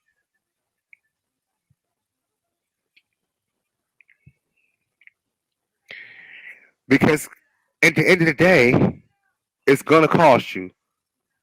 And all of y'all that's looking for a free way, I want to know. Do y'all think that Mr. I always use Walmart because that's my best business model. But do y'all think that Mr. Walmart woke up and said, "I want to sell clothes. Let's see who's gonna give me a bunch of clothes to sell for free so I can make money. Let's see who will give me a big old building and a land for free so that I can build and make money on it." And then all the while, I don't want to pay them anything. I just want to just them to keep giving me them granimal clothes that they have in there, those fucking Nerf toys. I want all these companies just keep giving me stuff, and we never pay them nothing, and we're gonna become Walmart. And then y'all think that y'all think that a genius came along and said, "Wait, if Walmart getting everything for free, Jeff Bezos said, let me do it too. Let me get stuff for free, y'all. And I don't have to set up anything and pay for anything. And everybody just get rich. Let's do it." Y'all really think that's how the world works? Then y'all are really, really confused. Really confused. I mean, this industry just ain't set up that way. I wish it was. I wish it was because I would, shit, I'd have been blowed up. I guess blew up or whatever they say, however they say it. I mean, you still live though. So let's talk about your tour. You said you're going on tour, so you have any? Yeah, yeah. So of course you guys know, like, tours are starting back up soon. Hopefully these motherfucking vaccines and whatnot, don't mess up everything. Oh man. Oh, okay. So good thing about that is you don't have to be vaccinated to get into a lot of these venues. You just have to show a negative PCR test. Now, what is a PCR test? The one, I guess that's the one they stick up your nose or something. Damn it! So down here they got everybody spitting in the cup. In Georgia they got everybody spitting in the cup. Why? I don't know. I think spit. You can tell from the spit now. So I don't know. Like I'm just staying prayed up. I'm just staying prayed up. I listened to the Kanye West album the other day, so I'm saved now. There's an altar call on the album. If you listen to it, there's an altar call on it. So you better get yourself saved too, Jezebel, and we can all go to heaven. We can all go to heaven or wherever it is we go, for greatness. But this tour we're gonna be hitting. We're gonna be in Orlando. We're gonna be in Tampa. We're gonna be in Miami, Tampa. Houston, and Jersey as of right now. We're also looking at LA later, but that's not. We're not gonna talk about that right now. But LA, San Francisco, we're also looking at. But we are gonna be starting, going through September 16th through October 15th. So y'all, anybody in those cities that's trying to like see your boy lit on stage, see a good show, um, holler at me. Also, the album is dropping on September 20th, so I will be starting to showcase that project. That's gonna be lit. What we laughing at? Yes, Saved from the album.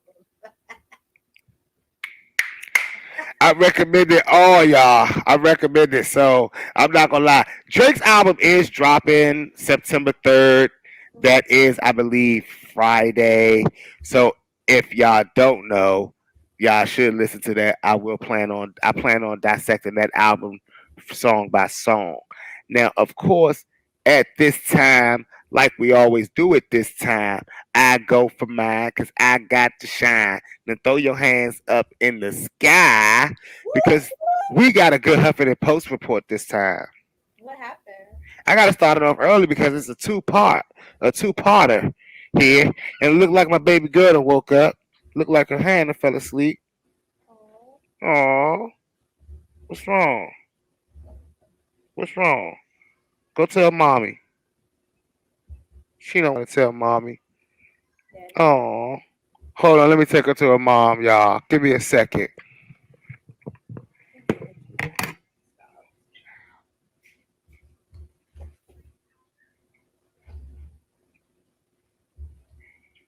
right.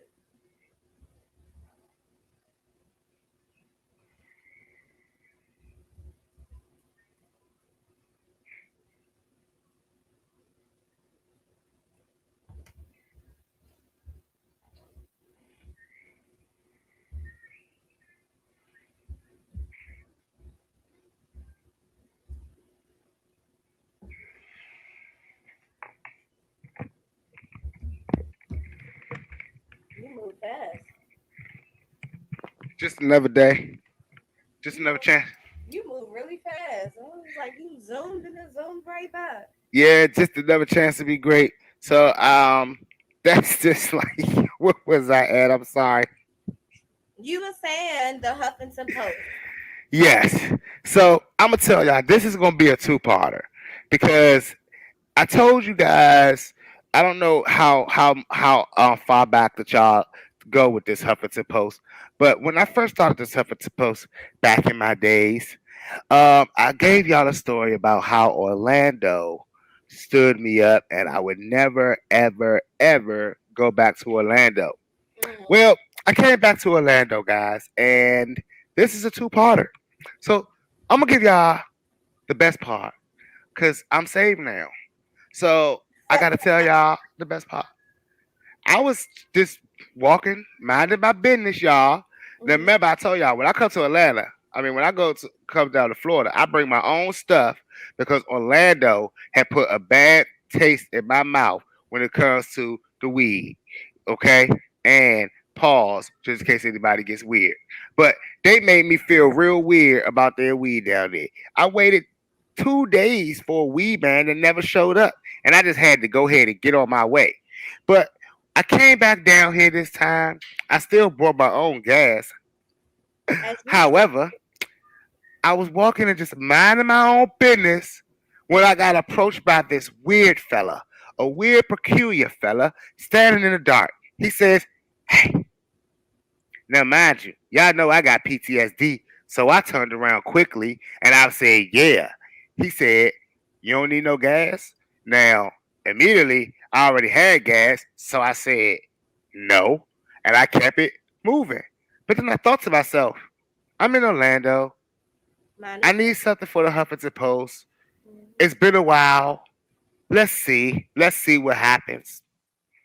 Well, I said, this is now, guys that don't know, this is code for I'm interested now. Okay? This is code for I'm interested. When you see that hand move like that, it means something's about to go down. So he brought over these. I said, what are your flavors? Now, this is the first time I ever seen a weed man do this, but this is a new one for me. And like I said, guys, it's been years since I've been in Orlando, so I saw this move and I had to try it. He showed me videos of the weed in his phone. He said, "You want one or number two?" I said, "Hold on, go to one again. Go to number two." Then it felt like I was doing a little eye test. You know how you do the eye test on that camera one, camera two? I said, "Go to one, go to two, go to one, go to two." I said, "I'm gonna go with two. I'm gonna go with two." I said, "Now tell me, what was two?" He said, "That two is gushers." I said, "Oh, cool. I'll take some." Now I'll tell y'all, that gushers was amazing. It was amazing. It was a good redemption for Orlando. And it had me feeling like, okay, Orlando is on a roll. Orlando. But guess what, guys? This is where the Huffington Post starts. This is where it begins. Because I was leaving out of this parking lot and I saw an ice cream truck. Now, of course, any adult see an ice cream truck at night, you're gonna look. But it was something about this ice cream truck that really caught my eye. It wasn't the lights that were green. It wasn't the man hanging out the window and all the look like candy packs and all the assortment things that I seen that I could see through the window. It looked like it had like Doritos and everything on the daggone thing, right? It wasn't that caught my eye though. It was the fact that this truck was painted and vinyled up with all weed plants. And I said to myself, is that a weed ice cream truck? So I had to, pull on over to it. I Mm. pulled up behind it, and it was sure enough a weed ice cream truck with a weed man, happy, smiling, smoking a weed blunt. I'm like, look at that weed plant smoking the weed. Look at that weed plant smoking the weed on the ice cream truck. I had to cop. I had to shop. Y'all, I walked up to the thing and I got a clear read. It said CBD, Yep. cartridges, Mhm. concentrates, and edibles. So now I'm watching this line of people that obviously are not weed smokers buy things like asking for a J. And I was like, did they just ask that man for a J? And did that man just sell that J for $25? He said pre rolls, yup, $25. And I immediately knew something was fishy going on in here. But could you pass up a weed ice cream truck? No, no, no. I couldn't. So I I'm looking, I'm looking, I'm looking, and I got my chance to step up to the guy and I say, where the THC though? This is where things got interesting because he said, I'm glad you asked. And he disappeared. He disappeared in the ice cream truck. He disappeared. And then he popped back up. And he had this one little jar with a magnifying glass. And I was like, ooh, woo! Ice cream man, what else you got? He disappeared again. Then he popped back up. And he showed me another one. And I said, whoo! Then this is the second time in Orlando. Number two had me. Number two had me, y'all. I said, give me number two. Give me number two. He said, it's 60 a KD. I said, 60 a KD for this? I said, all right, I'll try it. I'll try it.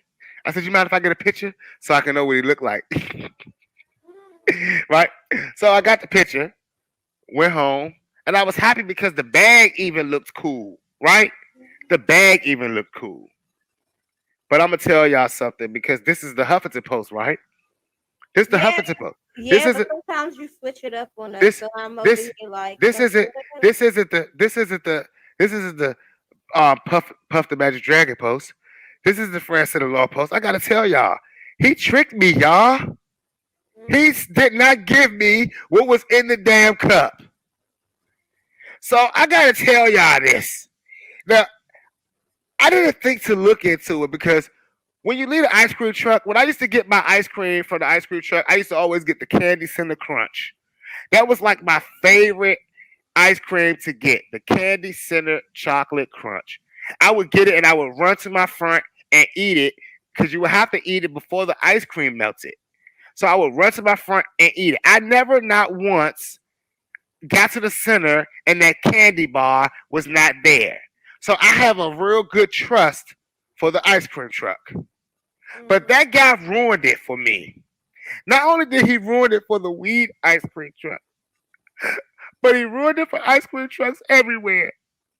And now I will never ever stop at another ice cream truck again because I don't know if they're going to try to give me ice cream that's not the real packaging. Because when I hit that weed, y'all, it was the worst weed I ever tasted in a long time. It was disgusting. He might have fucking gave me the CBD, y'all.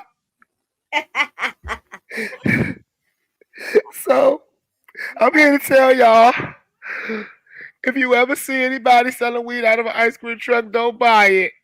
Just go. Keep on moving. Because weed should not be sold in an ice cream truck.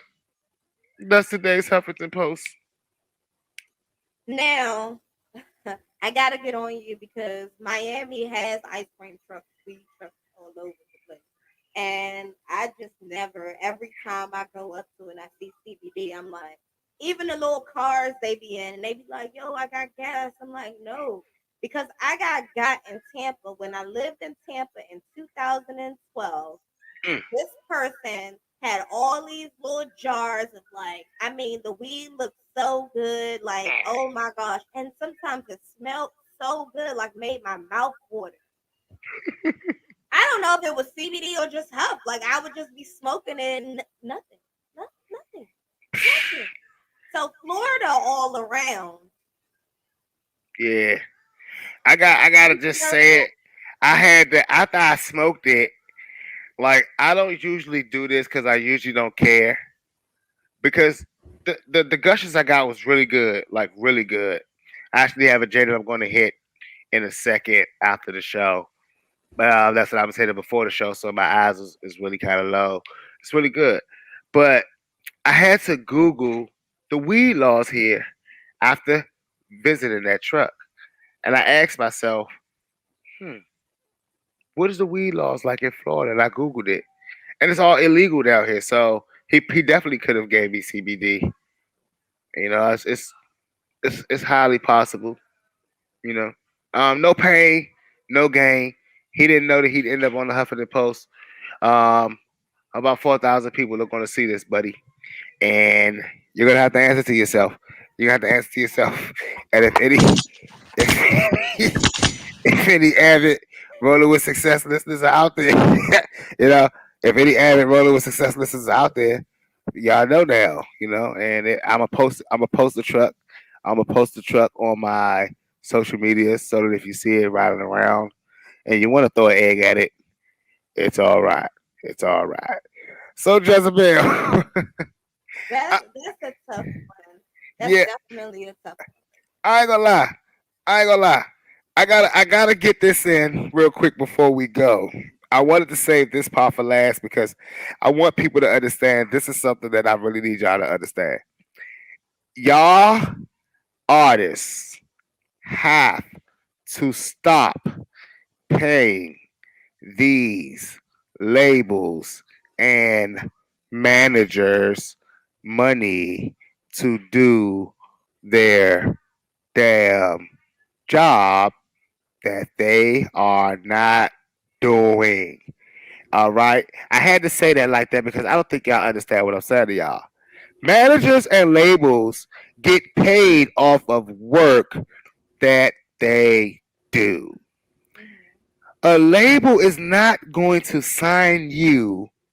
Well, maybe, but a label is not going to sign you because you say, I got some money and I'm ready to be signed.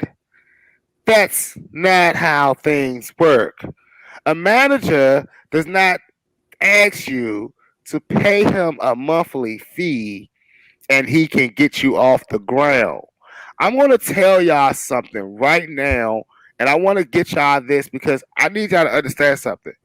If a label tells you $350 a month, $400 a month, $500 a month is going to make you a star, why don't you take that $500 a month and make yourself a star then?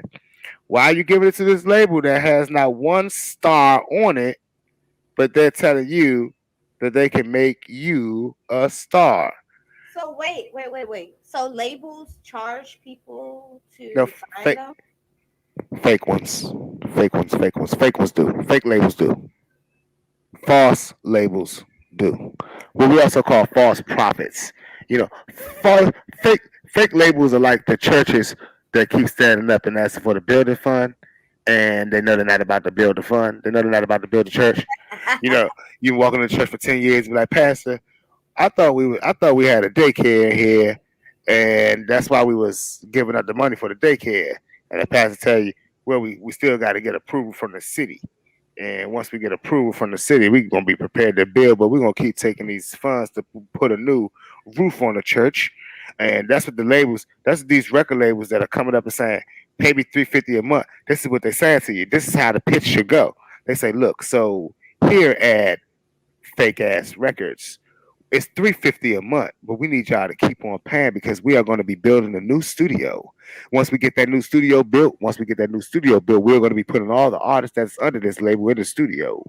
Yeah, so keep on paying your monthly fees and your monthly dues, and we're going to eventually put you on the road with the bus that we buy from all of you guys' money. When we buy that bus, we're going to take you guys on the road. But don't worry, you're not going to be able to do anything because we don't have a bus to take you on or any money. That's why we're taking your money. Shows, oh, we got some shows, but you know those shows cost to get on, so we need you to keep paying us monthly because you're not going to make any money when we get you on these shows.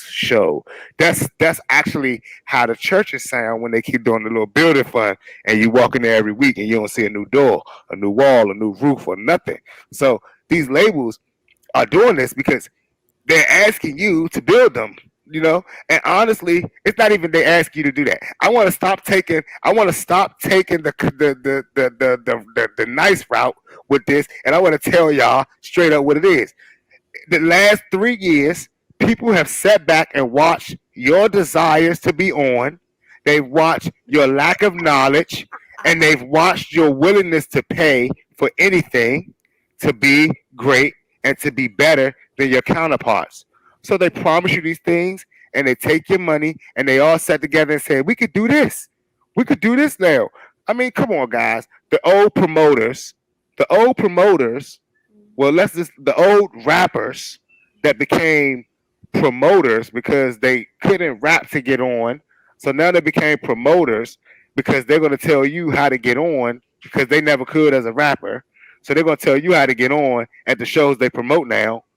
And now their shows are gone. So now they record label execs. So they're going to tell you how to get a record deal because they never got a record deal. They were trying to tell you how to do shows. They never got booked for shows. But y'all want to keep signing to these people because you geeking to have your name on a piece of paper. Now, I ain't gonna hold y'all. Do I have artists signed to me? Yes. I got about 4 artists signed to me. I got about 6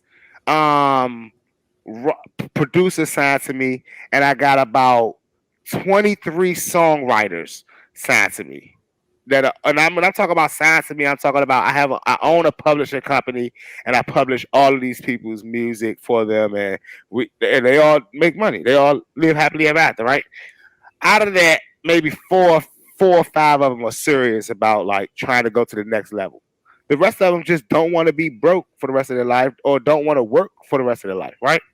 So it's like, all right, the ones that really want to go to the next level, they go way harder. They do extra stuff. But if you ask any of them, I don't take no money from no artist that I work with. And I'm not gonna say I don't because that's a thing that I do, but I'm trained by people that are professionals. You know what I'm saying? But it's like this business, we all make money together. Like, I'm a publisher. I make money. I got my own music out there. I make money. We got producers that work on everybody's project that make money. Like, our job is to create music. That's my only job. So if my job is to create music, the more music I create, the more money I make. The more people around me that are working with me to create this music, the more money we make. So why do I need to bring in someone to pay me to do what I already get paid to do? And then why would I ask someone to pay me to do why would I ask someone to pay me to do what they want to get paid for? If I'm already getting paid for it and there's a structure already set up, and if you think that this person is right for the fit, right for the outfit, then they should just be getting paid. What's hilarious is the artists that defend their fake labels. The artists that be like, why shouldn't I pay? I mean, they're doing all this. I don't want them to own me. Well, they only told you that you're paying so that they don't own you because it made you feel comfortable. But you signed your name on a contract. They own you. Just because you own your music, you're assigned to that entity. That entity owns you. You can own your music all you want to. They own you. What are we missing? I don't know. Let's talk about these managers that get paid monthly though. To do That's nothing. just to do nothing. My cousin got like that, and he was telling me about some manager that used to work for like Lil Mo, and he's a singer and shit. So he used to work for artists back in the day. Blah blah blah blah blah. Red But flag. I didn't understand why he was paying this man, but I wasn't saying nothing. I'm not saying you perform nowhere. I'm not saying no music bit. I'm not saying no music being out. I'm not really saying nothing. And Yeah. he was paying him for a while, and I never really said nothing. I think I did ask him, like, are you sure? And like I think 6 months later, he was like, yeah, I had to fire that nigga. Yeah. He just was eating my money, taking my money. I was like, oh my gosh, like I should have said something. I watched the Like he was big shot because he told you he worked with artists in the past. And red I flag. mean, that sounds good and everything, but I mean, No, that's a red flag. more research. What do you mean? A That's red flag? It's a red flag. Listen, all right, I'm gonna give y'all red flags real quick. Anybody that is throwing out their credits is a red flag. Why? If so, this is the thing. When y'all see those producers that be like, I work with, maybe like on the top of their Instagram, be like producer credits, Nicki Minaj, Lil Wayne, the baby, like it be naming all these people that they work with. Yeah. Cap, right? Cap. Because if the people that work with them, we know. I mean, Yeah. we know. Like people don't understand that every record is public records. Every single song is public records, right? So when you guys saying I produce for this artist or I produce for that artist, that's public records, and a lot of their names are not even on paperwork, right? And the funny part about it is, you ask yourself, okay, if you done all this for these great people, or these accolades are yours, why you slumming it in the slums? And don't say to give back if you taking money from them. Why are you slumming it in the slums? You remember those old movies? When I see people like that, I always go back to those old movies when like it's that detective who's on his last leg, who was probably a real good young cop, but like over the years he let himself go, they got real fat, and now he's got this one case that he gotta solve that's gonna make or break his life. That's what I see when I look at those managers that come around like, oh yeah, I used to manage such and such. Let me take you to the next level. Like, no, bro, this case is closed. All right. You don't have to do this case, detective. They be the ones that be drinking a whole bottle and fall asleep on the couch. They take your 350, get high as hell with it. Yeah, you know, they don't even listen. They don't even take your 350 and go get fresh with it. That's the worst part about the whole situation. They drinking it. And they you like it's some that I watch. They actually go out, they take their artist money, and while their artists are at home online posting looking for jobs, they online eating lobsters. You know what I'm saying? they they they renting out fancy cars and shit, but their artists looking for jobs. You know what I'm saying? And I'm like, damn, that's fucked up. That your artist has sent you to Vegas. Your artist has rented you an I-8 for the weekend, and they hungry. Send that man back some money real quick. You know, like do something. But Hold on. So whatever. what you're saying is, if you're gonna manage an artist, be prepared to invest in that artist. You shouldn't be looking for that artist to pay you on the front end. Well, the thing about it is, it's if I'm a manager artist, right? I already know in my mind, in my business plan, because of how business works, I can sell that artist. So if I say to you, if I say Jezebel, you know what? Let me manage you, right? I've already researched because I'm a business. I've already researched the market. Somebody's already said they're looking for this type of artist, and I already know. Oh, I can get you on this show, or I can get you in this TV show. You know what I'm saying? Now I don't want to just if I say that, I just don't want to walk you to these people without having some type of attachment to it, right? So I don't need your money to take you to these people because these people are going to pay you when they get there. So when I get you there in front of them, they're going to pay you, and all I got to do is be right there. I found her. You know, and those same people say good looks, bro, and they pay you for finding. Right? Yeah. So if I know this because I say it to be true, and everyone that's in the industry knows this, know it to be true. That's why managers were invented in the first place to find, and ours were invented in the first place to find talent and get percentages and get cuts. The reason why A&Rs don't exist anymore is because the label said, "Why pay them when the artists are coming already prepared?" You know, you didn't find them. They found us pretty much. The label say we could. They're going to find us now. We don't need y'all to find them. All we need them to do is to be ready, and it don't even matter, right? So we gonna cut out the middleman. Why give them a check and keep having the artists come to us like, "Where's my money?" Because the A&R that took all the money off. You know, fuck it. But like that's all they did. Cut out the middleman. So if me knowing this with that knowledge in my mind, and everyone else in the business that knows this, that's what makes me stop and change my whole format about looking for talent because I know already what the industry the lanes are looking for because I do this all day. But when I don't do this and it's a wing and a prayer, you say I got to be paid for my time because I don't know. I don't know what's gonna happen. I don't know where you're gonna go, and I got to make sure that I'm not wasting my time. Right. But even a waste of time can get you paid. And a lot of art like what? What are y'all doing? So I will go out on record saying that everyone that is charging fees up front for services like management and labels, I'm gonna have to put fraud alert, fraud alert. Now I do understand that there are some people in the industry like booking agents, publicists, things like that.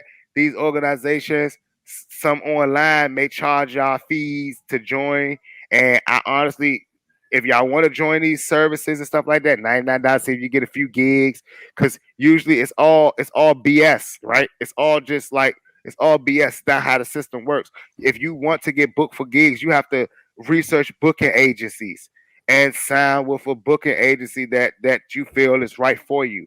You know what I'm saying? Like, and if you pay a booking agency, it should be a return on your investment, because honestly, booking agencies get paid off percentages, and of course, the biggest booking agencies are not going to sign you until you're doing real gigs. So if you get with a smaller booking agency that's going to get you gigs, and you may be paying them monthly, if you're doing enough shows a month and making your money doubling or tripling your money back, right? Then that's a good investment. If you get a publicist and this publicist is putting you in magazines and things like that, people, these things cost. So if this publicist tell you this and they showing you results or showing you like paperwork, then that stuff is possibly, you know what I'm saying? You got to know who you working with. If you trust them enough to be your publicist, you got to trust them enough to do what they say they're going to do. Those agents, these positions, they may charge you if you don't have a name, but they really all work on percentages. You know, they don't care if you don't get paid because they got plenty other people under them. It's like a manager does not usually have one client, Yeah. you know?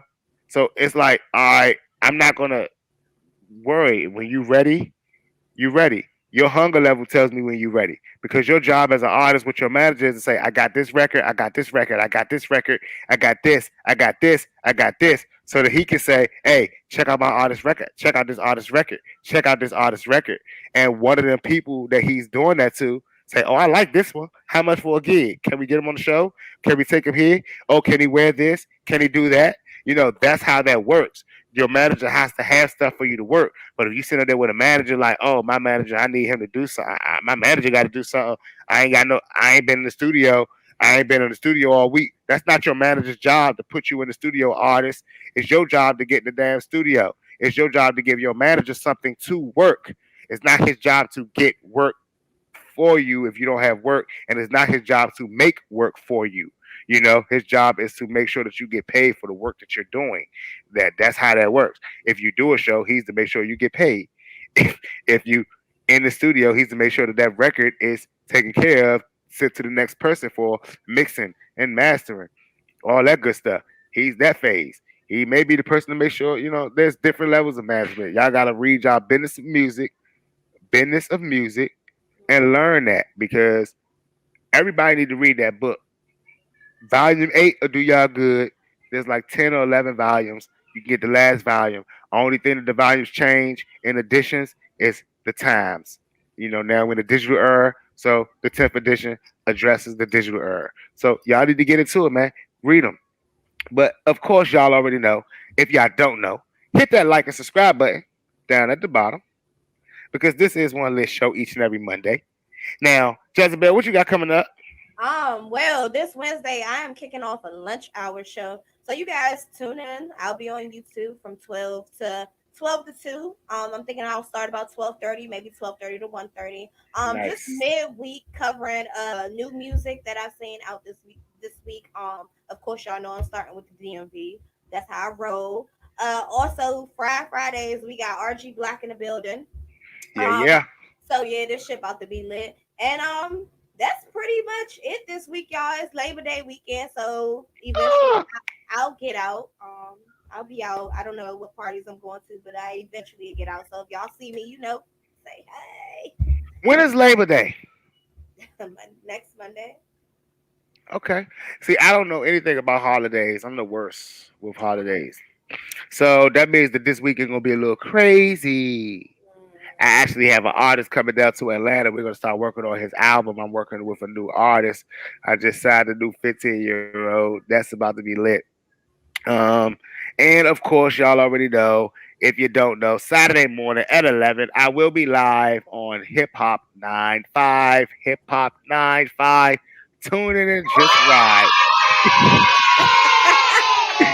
So I y'all tune in. Y'all make sure y'all following the Boss Biz Radio page on Instagram, and we got a new Boss Biz Radio showcase page where we're gonna be highlighting some of these shows that we be seeing. yeah. Actually, more so the shows that we be doing. We're gonna start kicking off that. So y'all stay locked and loaded with that, and tune in next Monday. And then I think we got an artist coming in, a singer coming in 2 weeks. That should be lit. I haven't had a singer on the show in a while. Okay. So y'all keep it locked. I am here in a mansion, and of course they got me in this Airbnb. No smoking in here, so that's why I haven't lit up the leaf in a minute. But you guys should be flicking off those ashes, throwing them in the ashtray, flicking off those butts, and getting ready to roll another one. Cause I am, And we out, and y'all. we out. Bye, y'all. See y'all next week. See y'all.